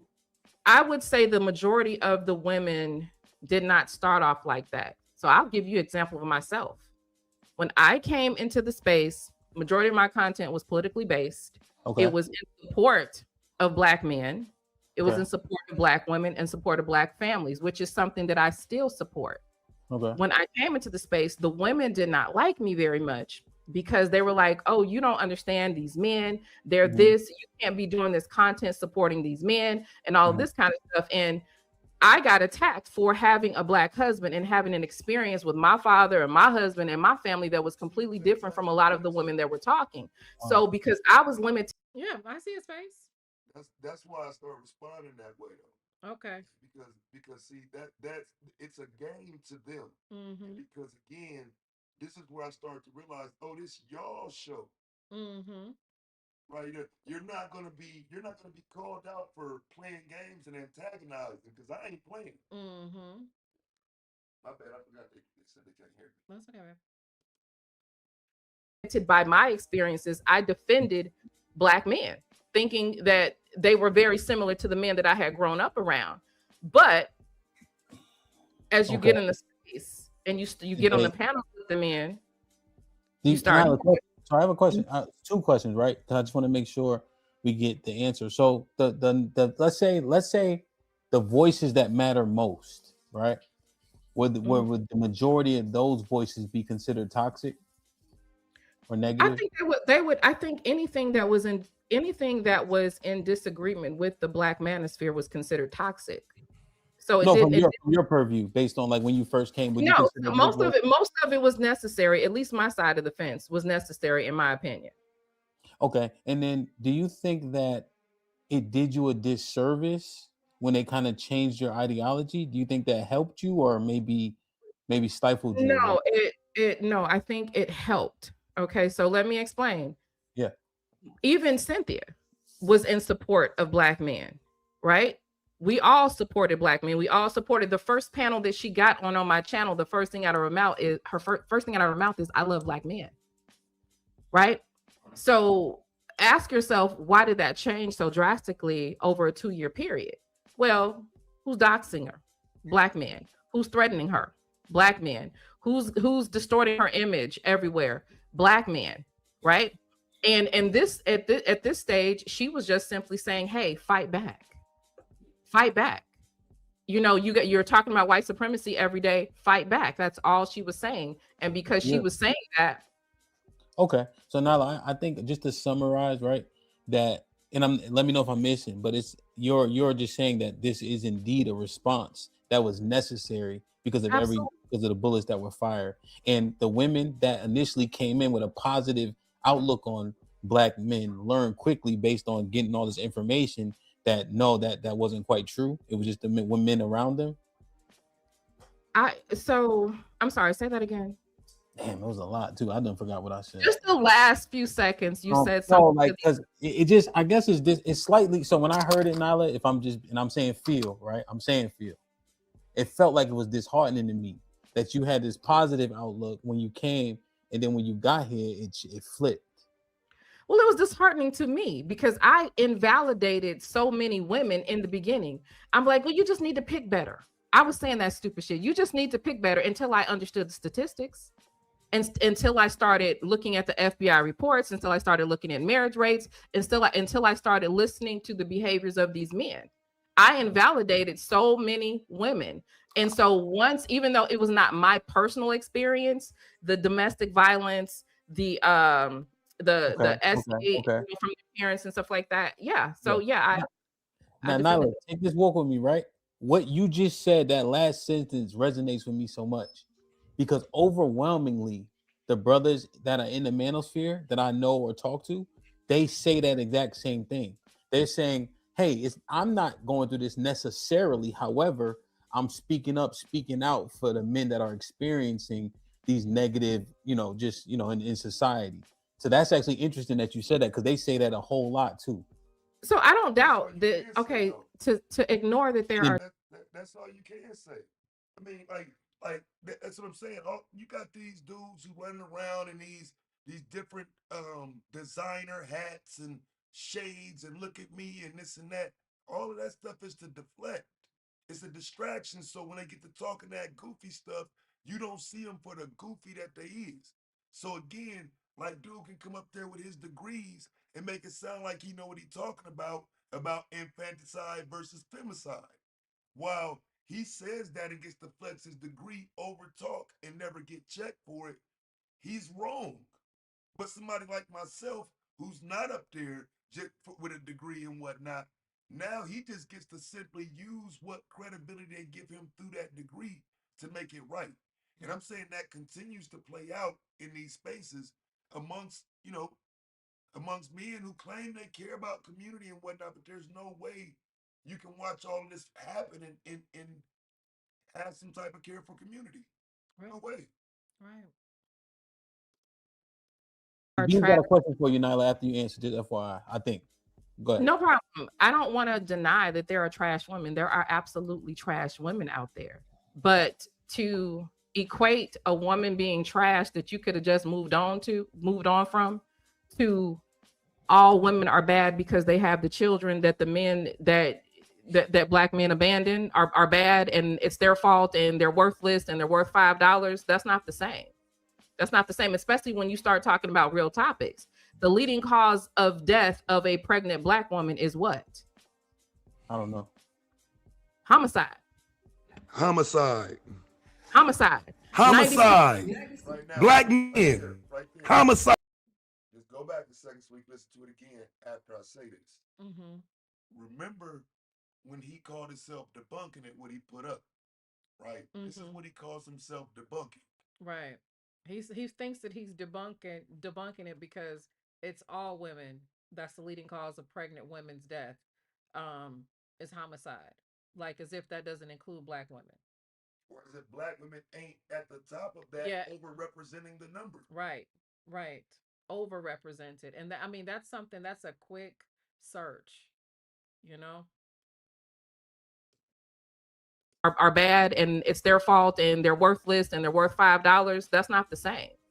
That's not the same, especially when you start talking about real topics. The leading cause of death of a pregnant black woman is what? I don't know. Homicide. Homicide. Homicide. Homicide. Black men. Homicide. Fantastic. You remember that smoke you ain't want? Remember? Hold on, I ain't got a chance to talk yet, bro. Hold on, Miss Fidel. Hold on. I'm just reminding you, like I was trying to tell that old man, y'all didn't do that content. Come on, Tad. Yeah, no doubt. I'm just saying, bro. Like, come on, Tad. No, but I'm getting this edification. So I'm speaking as a subject matter expert, though. Right. Right. And what I'm saying falls in line with that conversation. I'm not just crashing out.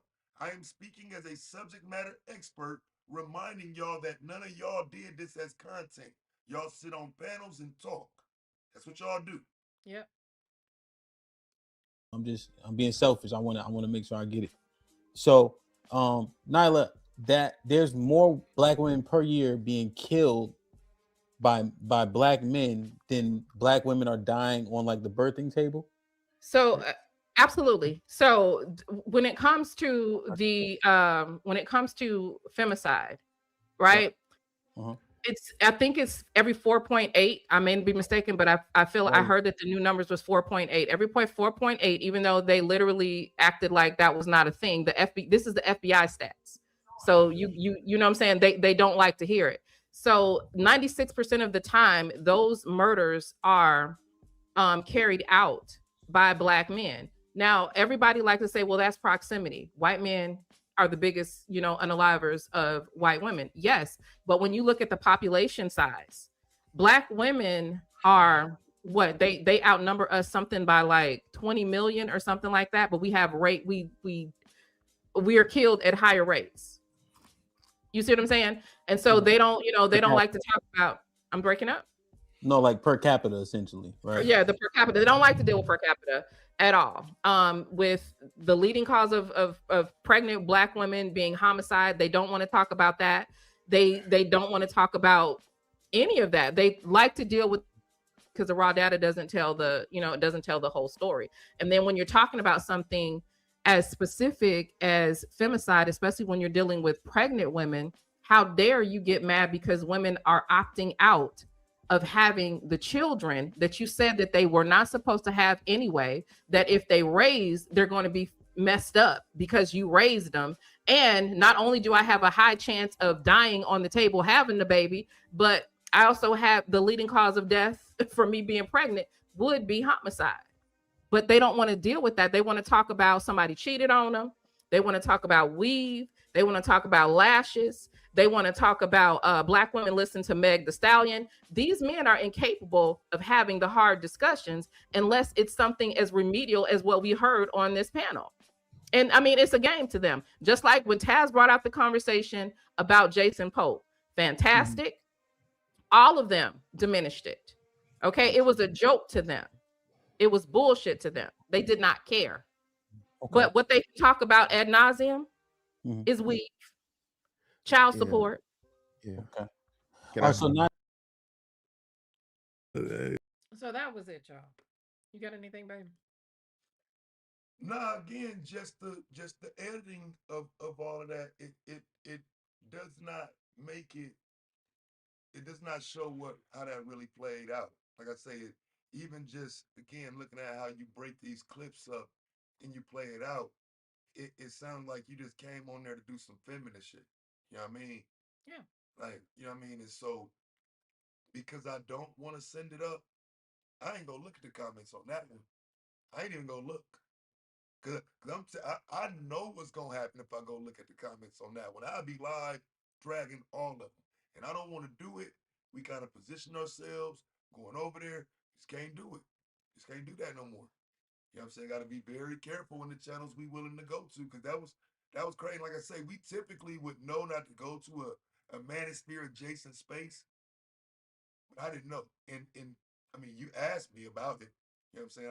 I don't want to give the imply that you just popped up over there. Somebody asked you, and then you asked me, and I said, "Yeah, cool. Ain't no issue. I was wrong. I was wrong." Yeah. Well, y'all, I'm going to actually I did a lot of cussing, a lot of fussing. So I'm gonna take this down, but I'm going to put it I'll put it on the free tier of my Patreon. So it will not be on my channel. I might put an edited version over here or whatever, but I'll put it on the free tier. So I will see you guys in about 2 hours because we got to discuss this situation where Clarissa had all these girls to attack Shalita. So I'm actually a little bit hungry. Thank you guys for the birthday wishes. I had an awesome birthday. Um we had a good time, so much that I literally fell asleep before it even got dark, and slept until the morning. Like, child, I was out of it. So I will see you guys a little bit later. Talk to you guys later. Bye bye. Like I said, I'll put it on the free tier of Patreon. Do me a favor, if somebody could share the Grown Woman Vibes channel. I have not put any content on that channel. I got that one back. I'm about to get back in my BWE bag. Okay. Just so y'all know, I'm back. All right. Turn me up. Shut up, Taz. All right. I'll see you guys later. Bye bye.